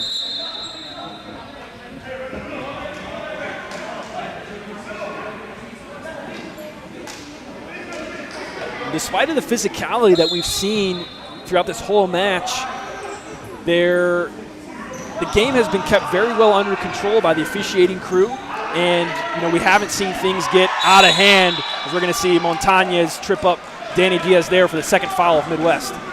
Yeah, I mean, that's one of the most important aspects of officiating a futsal game, is just to make sure that things don't get out of control. And they because haven't. there is so much physicality. Yeah, and they haven't. So, it's one of the things, there's been some questions about calls both ways, but that's natural and that's going to happen every match. One thing as we get ready for this kick, one thing we failed to mention at the halftime talk was that one goal that was called for Olay that didn't look like on the replay it got across the line. Here's Esquivel! Ooh, that made it through to Danny Diaz. And he missed it. That's not something you see Diaz miss often. It sure looked like he had a clear shot on goal behind Cervantes. Not able to put it away. That would have been up to a 3-goal advantage for Olay. If you're Midwest United, you got to know that going down any further to this Olay team is not a good idea, though they have come back from 3 down before. In that first game of the year, they tied after being down by 3 a couple of times. Midwest wants a foul there. They're not going to get – actually, no, it was Olay. Olay wanted a foul, and they don't get one. J.R. Real actually kind of stopping there for a moment, talking to the referee. Yeah, there's some frustration. Cesar Martinez wanted a foul when he was trying to run through. He thought he got held. J.R. Real thought he got held. Jorge Saldanas and Cesar Martinez down here in the Fixo and Pivo spot. They had some words for their official as well. A lot going on in that play, but it ends up in Midwest United kick in deep in their own territory. Yeah, in matches like this, I would anticipate and expect a lot of words and a lot of emotion from all the players. Great turn from Leon. J.R. Real gets around him. 2v1, a strike. He puts it in the back of the net. Cervantes not fast enough. Goal number 5 for Olay. Yeah, Jair Real, he has incredible ball skills, but he also has fantastic placement on his shot. He puts the pace on that. There's no way that Cervantes can recover quick enough to get that save. Just a little too late on the attempt of the save for Cervantes. And Olay go up by 3. 15:33 to go in the Futsal Champions Series final. Turn from Yosef Abden, left foot strike, split save from Mendoza. And that right there, that's exactly why Mendoza stayed in the game, the split save. We had that same opportunity last week against Detroit Imperial. Andres Montez wasn't able to get down quick enough with the split save, went with his hands, didn't stop it. That's the type of shot. That's the reason Fabian wants him in there. He's more of that traditional futsal goalie, Frankie Mendoza, with the ability to do those split saves. Long strike from Anthony Leon. A lot of blockages in the way for Mendoza. Olay come quickly the other way, and now Midwest with their own quick chance. It's back and forth here. Now it's Cesar Alayo. He's going to slow it down as they did not have numbers. It's still Alayo. Touch inside. Finds a little bit of space. It's too high. Cervantes in goal for Midwest. He had some words. I think he was talking to his players on the court. Almost like he was talking to the bench. But he was not happy with something there. Saldanas has to I know take a touch here. He wasn't happy with the position he got put in with that shot from Jair Real. They had a giveaway at half court, and the team just didn't recover. Jorge Saldanas was on his own, really, and he had to protect against the pass and the shot, and he didn't split his difference well, and it gave away a shot to Jair and put Cervantes in a really difficult position.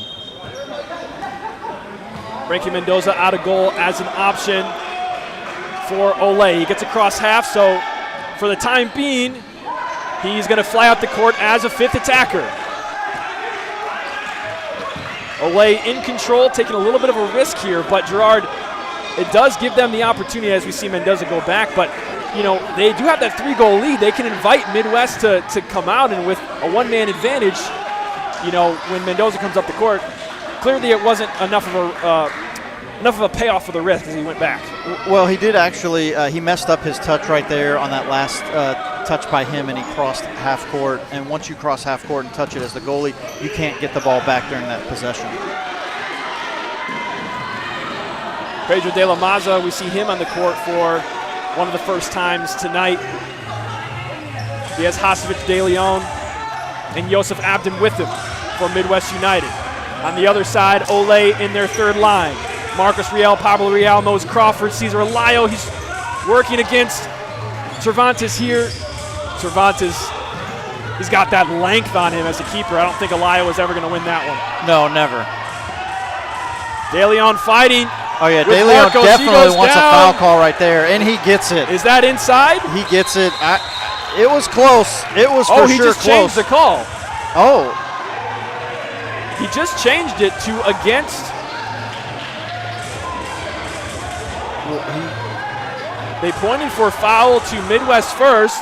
We see the replay here. He called that against De Leon? I guess. I mean, originally he pointed the other way, and then, yeah, I mean, I'm confused.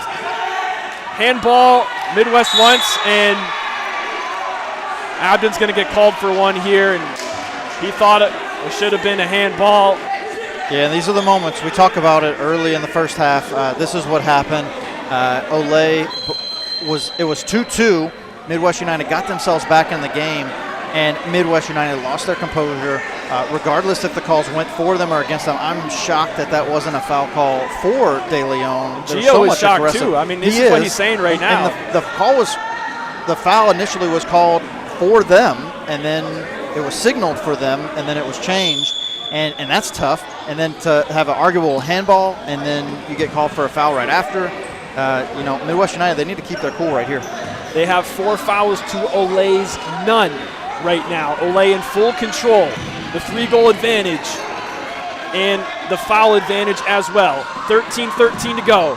Yosef Abden forcing a great save from Mendoza. He was trying to sharpshoot that near post. Yeah, he was. Mendoza wasn't playing any games on that one, though. Cervantes coming across, up across half. Working with Fikret Hasovic. Midwest are flying the keeper right now where Cervantes, he has it right now. De Leon in the corner, ball coming across. A good look, but Abden's not there. Pedro De La Maza looking into Abden, not there. Hasovic with the slide. That slide tackle was, I think that was going on net. It took a deflection though.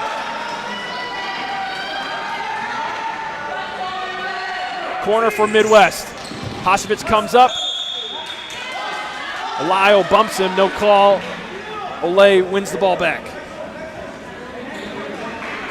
Yeah, and sitting on 4 fouls, that's a risky slide right there for Hasovic, because if he doesn't get the ball, I could see that easily turning into a foul call against him, but he wins the ball. Luckily, Elias was there to deflect it away. Otherwise, that would have been a goal. A little miscommunication there, I think, between the Olay team as Mendoza was flying up the court. He's still out of net. Now he goes back. Here comes Aaron Gamez. Leaves it for Sammy Esquivel. Now Chris Mendez sets up the Olay half-court offense. Hasovic stands him up.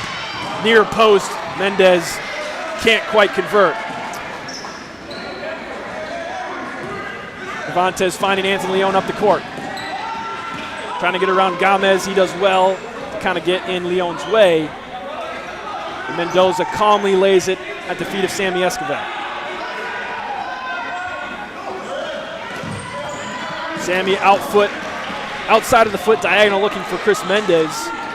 Not there, but after we saw Mendez receive a little bit of an injury or kind of re-aggravate an injury that he had earlier, I thought maybe his minutes would be limited. We wouldn't see him too much.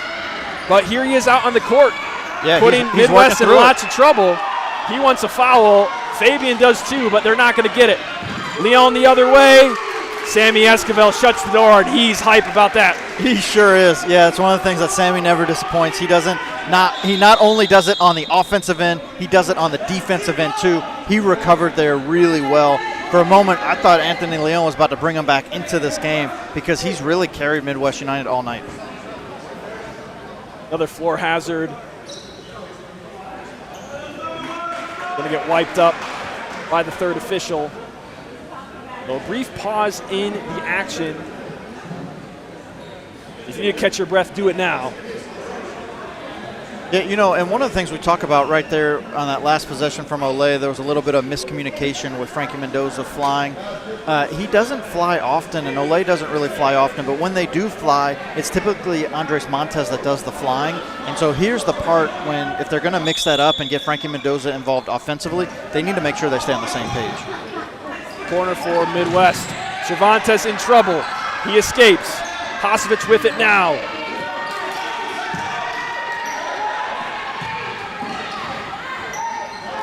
Olay defense not budging. They force Midwest back. Hasovic resetting. And gives it away, but immediately given away the other way. Line change getting ready to happen for Olay. Cesar Martinez waiting, Danny Diaz waiting, J.R. Real waiting, Johan Vasquez waiting. Anthony Leon in the corner keeps it at his feet, gets it back to Hasovic. Miguel Cervantes flying up the court, he has it here. 5 attackers for Midwest. Ball inside to De Leon, Lido tries to get it, opening for Hasovic. Oh, just not quite enough for Giovanni Duran. He had it at his foot, but couldn't get turned around to make a play. It's once again, it's one of those times where I know we want to take that extra pass, and we've seen a lot of goals come from it. But Hasovic, just take a shot on goal right there.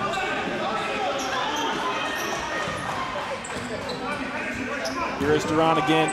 Looking inside to Anthony Leon. De Leon all the way across to Hasovic, faced up by Lito Escobar.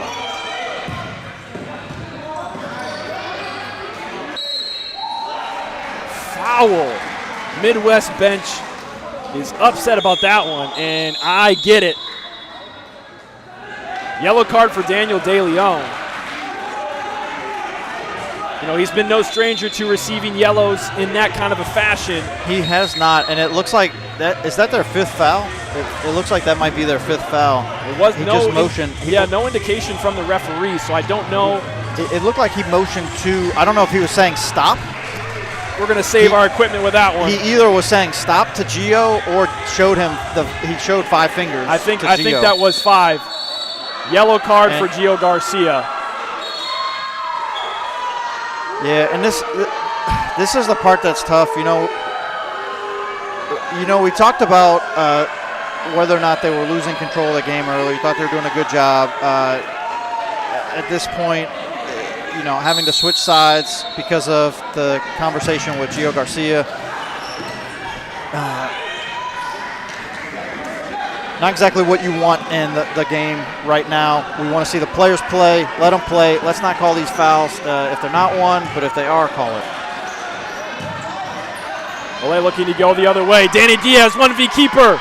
Cervantes takes it early. I think Diaz was a bit surprised at how far Cervantes came out. Yeah, Cervantes is no stranger to find his way outside of the penalty area. Danny Diaz trying to get around Leon, can't do it. Good defense there. Leon flick inside. Daniel De Leon, well done there. Has Hasovic long diagonal. Leon again. Saved by Mendoza. Oh, Mendoza learned his lesson. He wasn't getting beat in the 5-hole that time. And he had some words for Anthony Leon. Martinez hit the floor there. I didn't see what happened. Giveaway. De Leon strike blocked by the defense. Midwest reset now. Too hot for De Leon that time, and Olay Futsal Club now to put it back into play. Near side in their own territory. Mendoza out of goal for the time being. Vasquez just clears it up to Cervantes. A battle here at the pivot and Fixo is going to warrant the first whistle against Olay of the half. Oh, De Leon almost had Hasovic.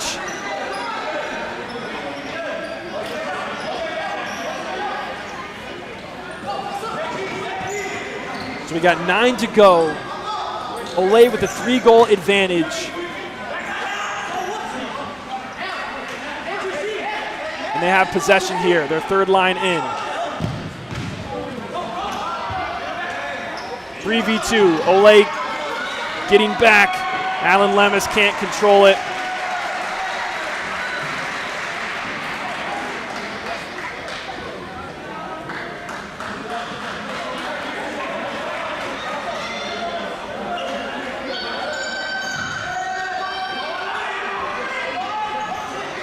Frankie Mendoza out of goal. Only 4 seconds on the ball in his own half.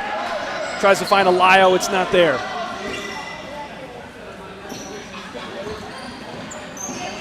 Three seconds on the count. Midwest get rid of it, and they maintain possession. You got to think, Gerard, with 8:30 to go and a 3-goal deficit, Midwest United going to have to get something going their way. Yeah, I'm really looking for Gio to take a timeout very soon in the near future because there's only 8 minutes left in this match. Look They're at down that. by 3. You see what he's doing? He's got his board out. He's already got the board out. That timeout's ready. coming. Yeah, you know, you got to figure something out. You got to do something different. Flying the keeper, that's one of the things they can do different right there.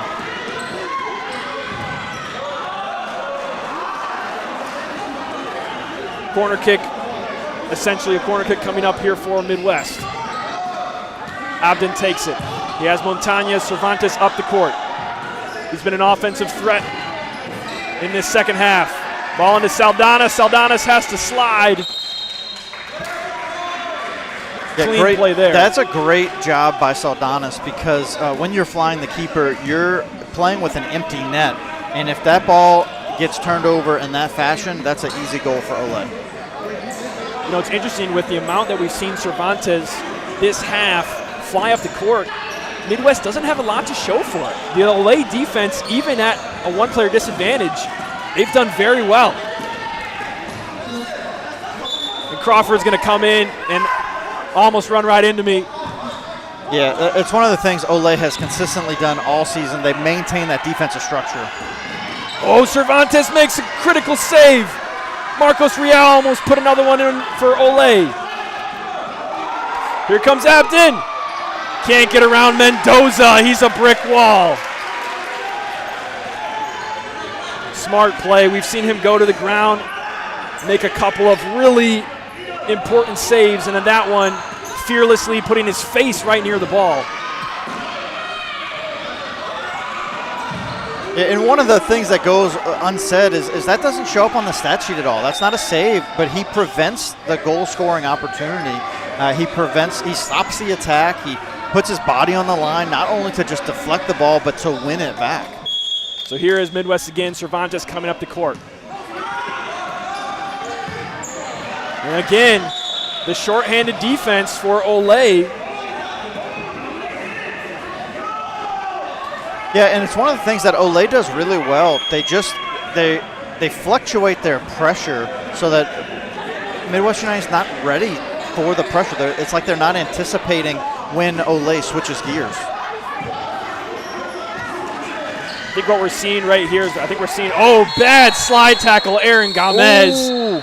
He's gonna help up Cervantes, and he's gonna receive the yellow. What's really interesting about that is that they didn't play advantage at all, because Alan Lemus was basically making a run on goal with the ball, and you know, those are those moments. It is really tough, right? You want to make sure to make the call on a dangerous tackle like that. Absolutely warranted to give a caution on that as well. That's what they're saying right now. I think trying to say, hey, listen, we were there. Yeah. So some conversation with the officials during this timeout. It's a great time to let you know about our sponsor, Ally Marketing. If you're looking for a teammate in the marketing space, check out Ally Marketing. AllyMarketing.us. That's ALLY Marketing.us. Ally Marketing, the official marketing partner of the Futsal Champions Series. Ally Marketing, let's be friends. And let's talk about this. The last, where are we at right now? 7.5 or so. Our game clock went off the screen, but it was somewhere around there. Yeah, there it is. 7 minutes on the screen. So we got 7 minutes left. Midwest calls this timeout. They're down 3. Gerard, what are they talking about in that huddle, and what do they need to do to start the process of getting back into this one? Yeah, so Gio, we talked about this in the first half when he called the timeout, is that they need to keep their composure. They cannot lose composure here. There are some calls not going their way. They have to maintain not only composure, but they need to maintain their creativity and get some shots on goal. A lot of times they're either taking the shot too early or taking the extra pass unnecessarily. They need to clean it up. They need to get some open, clear shots on goal. And so it's one of the things that Jorge Saldanas talked about this in last week against Jinga, is as soon as you get space, take the shot. And that's not what we're seeing tonight. And one of the reasons we're not seeing it is because before they have a chance to take a shot, Olay's closing down so fast. So what Gio's doing right now is trying to create some momentum for them to get more space to take those shots. Now, as we come out of this timeout, one thing I want to suggest to those of you watching at home, take a look at when Midwest flies the keeper and Miguel Cervantes. Take a look at how Olay defends that, because they have been doing an excellent job tonight minimizing the advantage that Midwest usually would get just by the way they're defending. So pay attention to that and how they shrink the court, they cut off options to kind of nullify that fifth attacker. They've been doing excellent at it. And, I said it like 3 times already, but the fifth man advantage of Miguel Cervantes coming in up the court as Midwest give away that free kick, they haven't really seen much of it yet. No, it's one of the things that Olay does great. They play great defense. They work as a team, and you have to do that to be able to prevent that fifth attacker. Sammy Esquivel just going to get rid of this one. Cervantes coming right back to him. Turn from Hasevic. Ooh, it hit the back of the net, but not the right one. He misses wide. You know, we talked about that earlier. Hasevic is one of those players that can handle that distribution. He handled it well, quick turnaround, just wide. And that was excellent distribution from Cervantes.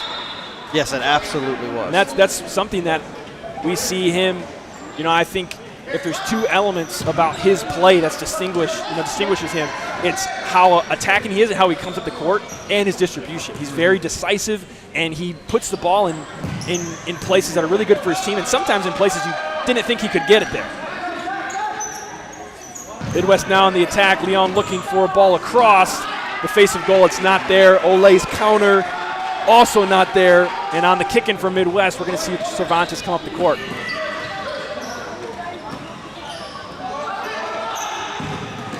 Long diagonal. And all too easy for Olay Futsal Club on the open net. Yeah, and that's exactly what you don't want to do when you are trying to fly your keeper. You don't want to put yourself in a position to give the ball away around the midcourt area. You can't take risky cross-court passes like that, not when you don't have a keeper in goal. Pressure mounting for Midwest United. They face a 4-goal mountain.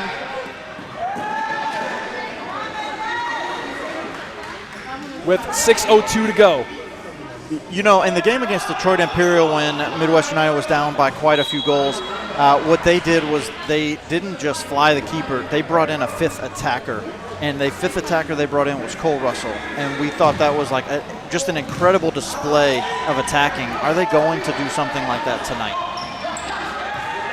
Hasevic bumped off the ball, no call.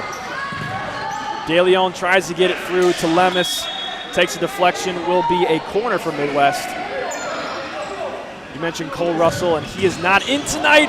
Wow, De Leon was almost there, but now it's 2v keeper. Leon's screaming to get back. Cervantes does well. Oh, this one takes a deflection. 1v keeper for De Leon. He finds Alan Lemus. Sammy Esquivel is there for Olay on the goal line.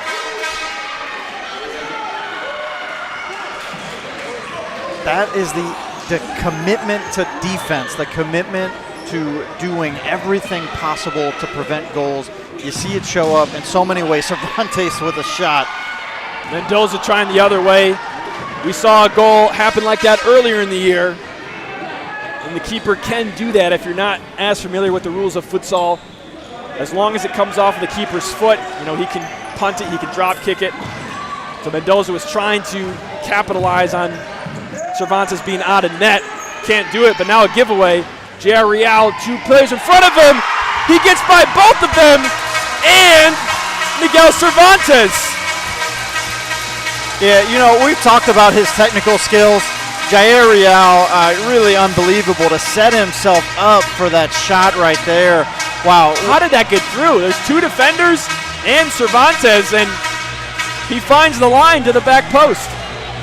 Yeah, the window for that shot was so small, but he found the right path to put it into the back of the net. Well, it's now or never territory for Midwest. 5-goal deficit, 5 minutes remaining in this Futsal Champions Series final. Olay on the brink. Oh, I don't think we saw it on camera, but Frankie Mendoza just came out of goal for Andres Montes to an applaud from his teammates. So we see Andres Montes coming for the final 5 here for Olay.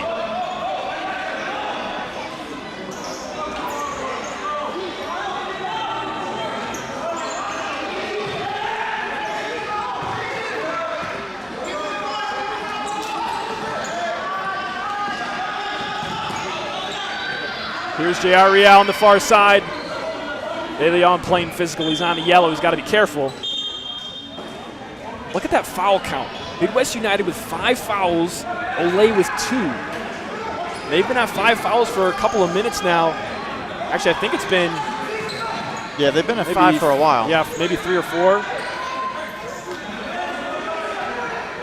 Similar to the first half with the foul count. The Midwest need to do something, and they need to do it fast.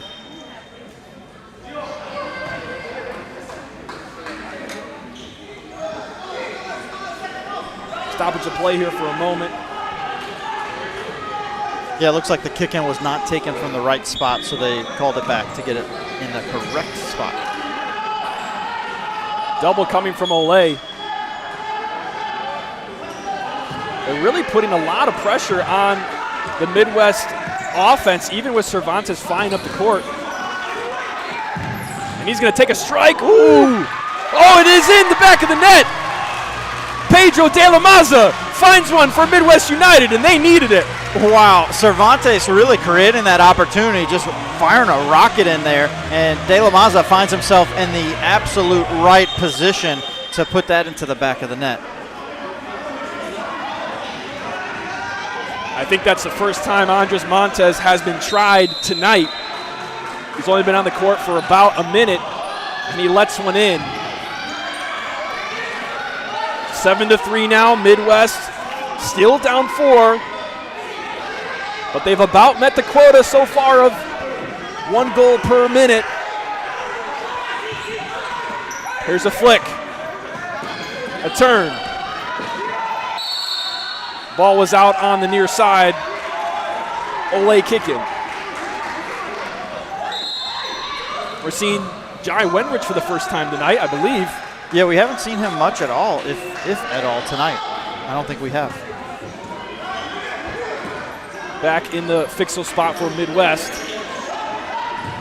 Yeah, it's one of the things Midwest United really hasn't switched up their line and played their full assortment of players, and that's really such a huge difference from Olay to Midwest. Olay really runs with 3 full lines the whole game. Jariel trying to find space. Slicing and dicing by a couple defenders, can't quite keep it together. 3:17 left. Midwest United still in the hot seat. A little chip down the line, not going to go anywhere positive for them.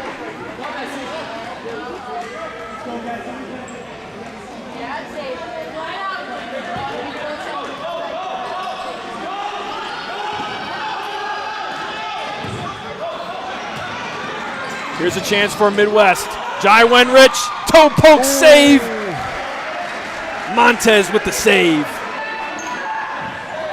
They take the corner quickly, and that was a dangerous giveaway by Montez. Surprised that Gerardo Montañez didn't take a quick shot on target from half court with Montez being out of goal. Clock ticks under 3 minutes now. Olay Futsal Club on the verge of an undefeated season.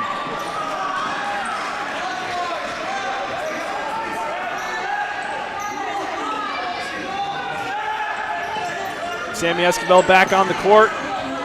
He has Marcos Real, Johan Vasquez, and Cesar Martinez with him. Marcos Real not quite on the same page with Sammy there. Midwest going to come the other way. They got 2:20 to make something happen. Woo! Strike from Giovanni Duran. That one had promise, and Montez has to dive to get it away. Yeah, great save from Montez. Corner kick comes long. Hasovic. Now Cervantes. Ball comes across. Jai Wenrich. Movement for the Olay defense. In this player down scenario, I feel like I just keep saying it, but I keep seeing it. And now here's Midwest with a chance. Alan Lem is fighting for it with Johan Vasquez. Some grabbing going on. Comes out to Wenrich. Now we're under 2 minutes.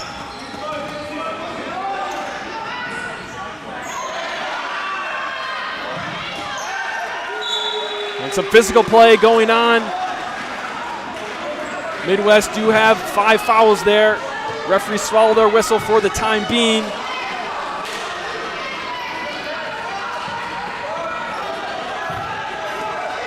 Here comes Midwest on the attack. Strike from Alan Lemus. Hits the upright in the corner. And Sammy Esquivel goes down. Looks like, strike from Wenrich, but something's going on with Sammy Esquivel just on the edge of your screen there. It's like a non-contact sort of deal. Yeah, it looks like he's running fine now, though. Maybe got like a little knee in the thigh. Olay have it in the attacking half with a minute to go. Cervantes has to deflect that one away. Olay corner now. You know, only a minute left. I'm really surprised we're not seeing a fifth attacker for Midwest United. That was really the difference maker when they pulled that incredible comeback against Detroit Imperial. And now with under a minute to go, Olay Futsal Club with possession, in complete control. Wenrich takes that one close to the neck area, but he's okay.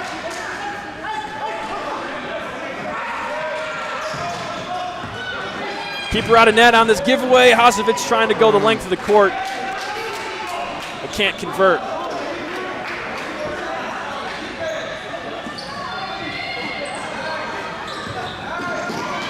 Giveaway for Olay. Alan Lemus trying to take advantage. Good defense there. And some more physicality happening. And no call. Sammy Esquivel, he's having words with the officials. Yeah, he's livid right now. He's livid. You know, it doesn't matter what time of the game it is. If it's a foul, it's a foul. Call it. If you don't call fouls just because it's late in the game, it's going to get out of control really quick. And that one's against Midwest United, Alan Lemus. Maybe I wasn't looking in the right spot. I didn't see it. I'm very surprised to see the arm of the official point that way. Let's take a look at it again. Maybe you saw something I didn't. Had the slide tackle. Weren't they on 5 fouls? I thought they were, but yeah, they are. I don't okay, know. We're getting the 10-meter PK. That's what I was a little confused what was happening in the moment. Yeah. So they are. It looks like Sammy Esquivel is going to come up to take this one. Oh no, he says he's pointing to Marcos Real. He wants him to take it. And with 20 seconds to go, the final all but set in stone for Marcos Real. Will he put the cherry on top? Goal number 8 for Olay. Miguel Cervantes facing his first 10-meter PK of the match.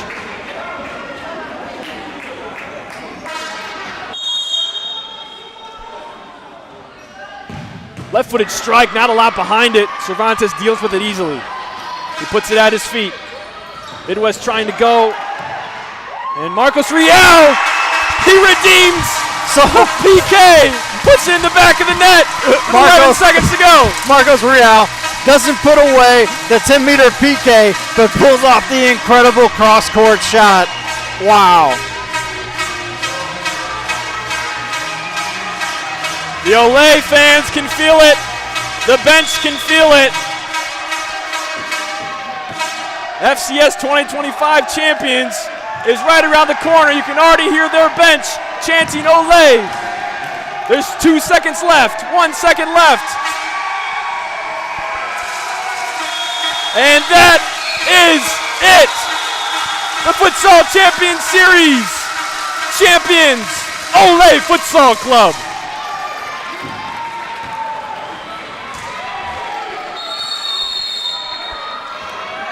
Well, you know, after the final whistle, you never like to see it, but there's some frustration being shared from Midwest United.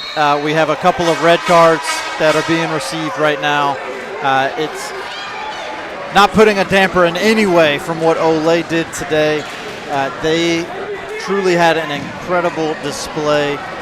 They've done it all season. They've been incredibly consistent. And one of the things that we've seen time and time again is that when there's these moments of emotional swings in games, almost every time it's gone Olay's way. And it's one of the things that even if calls did go against them, they were able to maintain that composure. And we've seen it a few times this season where they've really pushed the issue and they've started to lose control emotionally, but then they pulled it back. And one of the things that Fabian Rodriguez talked about is really how Lito Esquivel is somebody on that team that's a central figure in helping them to maintain that composure throughout these games. We're going to get set up for the awards ceremony and the trophy presentation. That's just around the corner. Before we do that, Gerard, let's talk about the victory moment presented by the Pod Escape Room. What was that moment for you that you felt like sealed the deal for Olay, and you said, hey, this was the moment that we knew they were running away with it. Yeah, the game was back and forth. We go into the second half, and when Jair Real steals the ball, wins it back at half court, and he puts the pressure on him, incredible ball work, beats Miguel Cervantes top shelf. That's the moment for me that really sealed that momentum swing in Olay's favor. To me, I feel like I always do this. I never pick one moment. I never pick one moment. We're going to have to change it for me to be like the victory, I don't know, something else. But for me, it was how Olay played defense against the flying keeper Cervantes. They did something that maybe you wouldn't think is a good idea. They pressed up really high. But what they did is they minimized the amount of time that Midwest had on the ball, and they cut off portions of the court. And so it was like the fifth attacker was null and void at that point. Yeah, and that was such a pivotal moment of tactical, really just superiority. I mean, because when you see the tactical change of having that fifth attacker of Miguel Cervantes, and then Olay's able to completely take him out offensively of the game, we really only saw that one moment where De La Maza scored the goal. That was the only moment offensively that Cervantes had an impact on the game. That was. We saw a lot of him coming up, and I said it a whole bunch, and you guys watching maybe are tired of me saying it, but it was the first time that I got to see it here in person for Olay battling that fifth attacker, and it was amazing to see how they defended and how they pressed the game up. And one of the reasons why they can do that is because of how deep they are. They were able to run and play and press really high, even late into the second half. Yeah, it's one of the things when you have three full lines that you can play the entire match. The level, like the stamina level, is so high for them. They get so much rest during the game. And it's one of the things they can play at a really high intensity level to make sure that they're closing down every single pass, not just sitting back and forcing Midwest United to do something, but they can apply pressure on Midwest United. So we got the awards ceremony, the trophy presentation coming up right around the corner. We're going to send you to our sponsors really quick, and we'll be back soon, so don't go anywhere.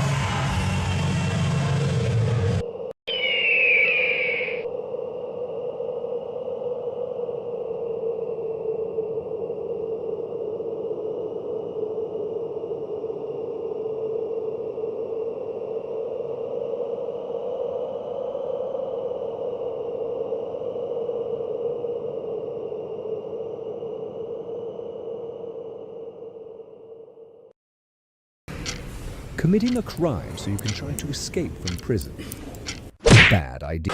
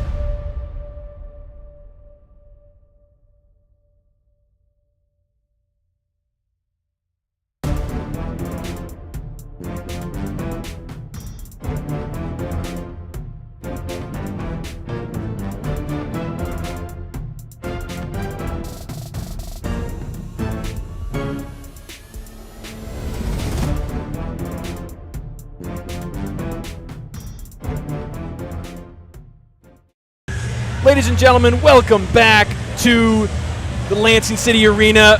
After the 8-3 victory for Olay, Jennifer Ascani is courtside with some of the Olay players and coach. Jennifer? I'm here with Aaron Gomez, and we just talked to you. Yes. Congratulations on the win. Yeah, I appreciate it. What is it going to take to dethrone you guys? I don't know, man. It's going to take something special, but I don't see that happening anytime soon. Well, you had 2 goals tonight. Talk to us a little bit about your game. Well, at first it was just like the whole season. Our main game plan was to defend. Like I said, we know the goals are going to come. As long as we stick to our goal, we're going to come out with the win. So we have 3 new teams coming into the league. Yeah. What are your feelings? I like it. It's a new challenge. The league is expanding, and just new teams coming into the league is just going to make it more competitive, and I'm looking forward to it. Well, congratulations, and thank you so much for your time. Yeah, thank you. And don't forget, Grand Rapids is red.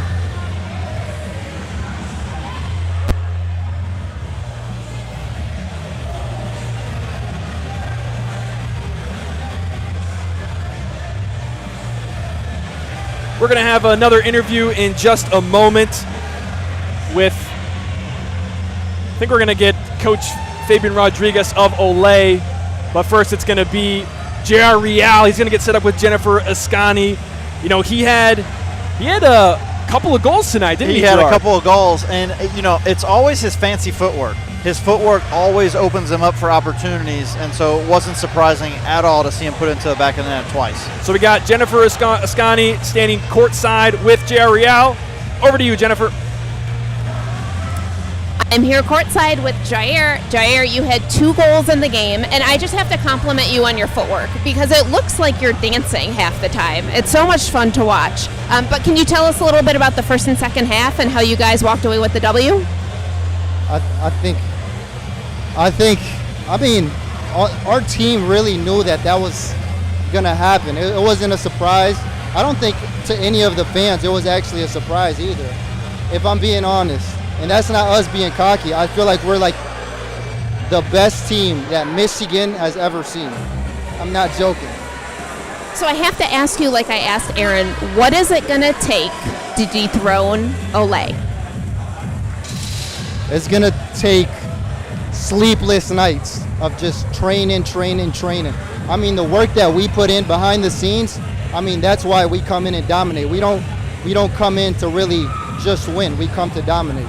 And that's what we train for.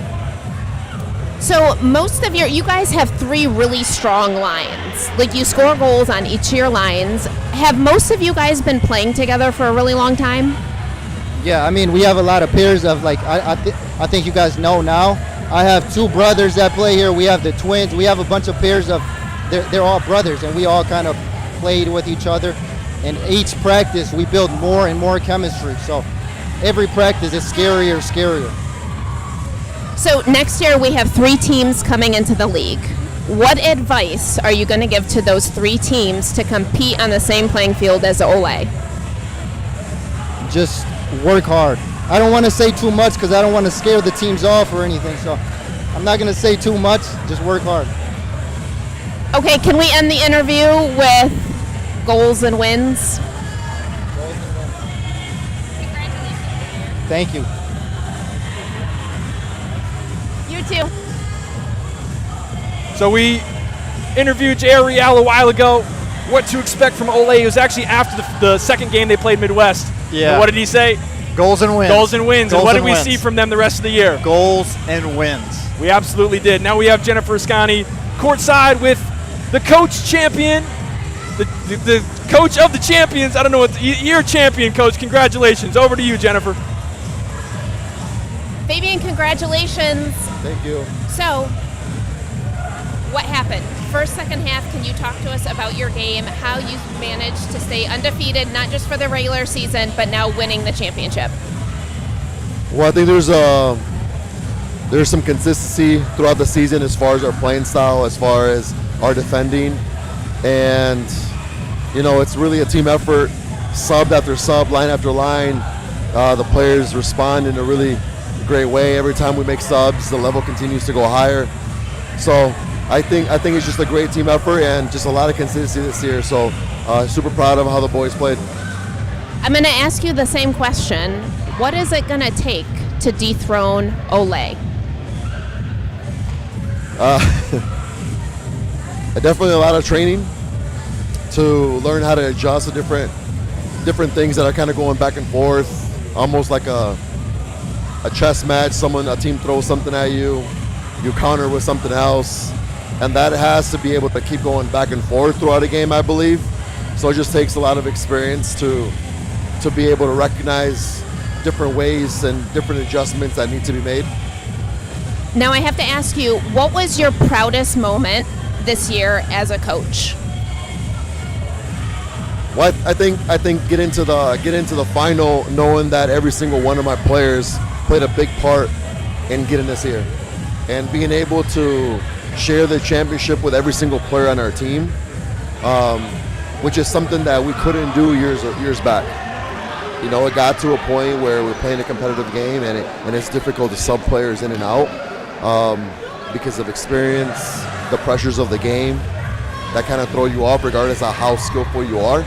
But being able to give every single player an opportunity to play is probably my proudest moment for sure. Well, congratulations on an undefeated season and now a championship.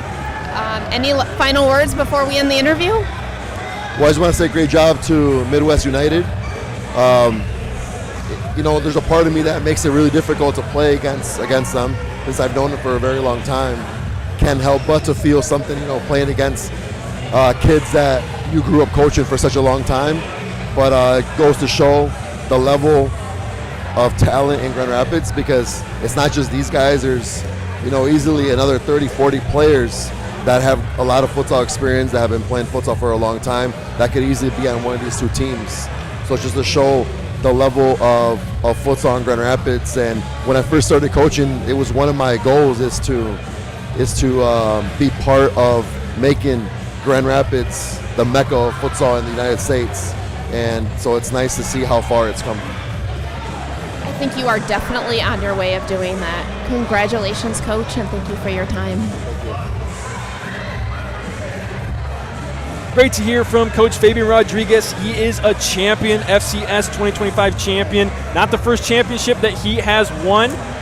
Their team has won several in recent years. First time in the FCS and the first championship that they won here. We talked about the talent in Grand Rapids, and it was a Grand Rapids final. I mean, there's all kinds of it.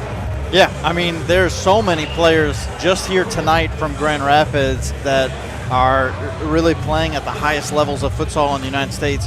And one of the things that I love that he talked about was how important it was, and really how proud he was of the development that he's had to truly allow 3 different lines of players to be substituted throughout the entire game. And it's one of the things that, you know, not all teams can do.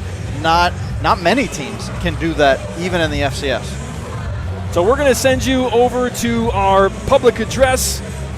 Futsal Champions Series Director Jake George is going to have some words and the trophy presentation and the award ceremony. So stay here with us. We're going to send you right over there.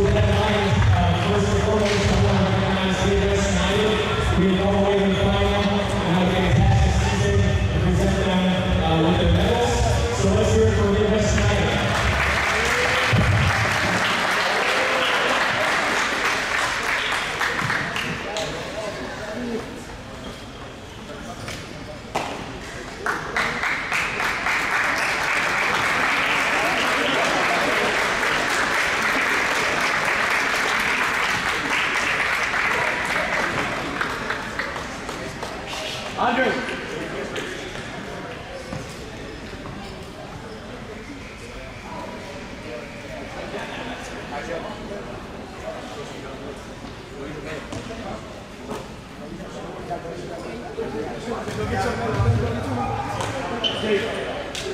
right.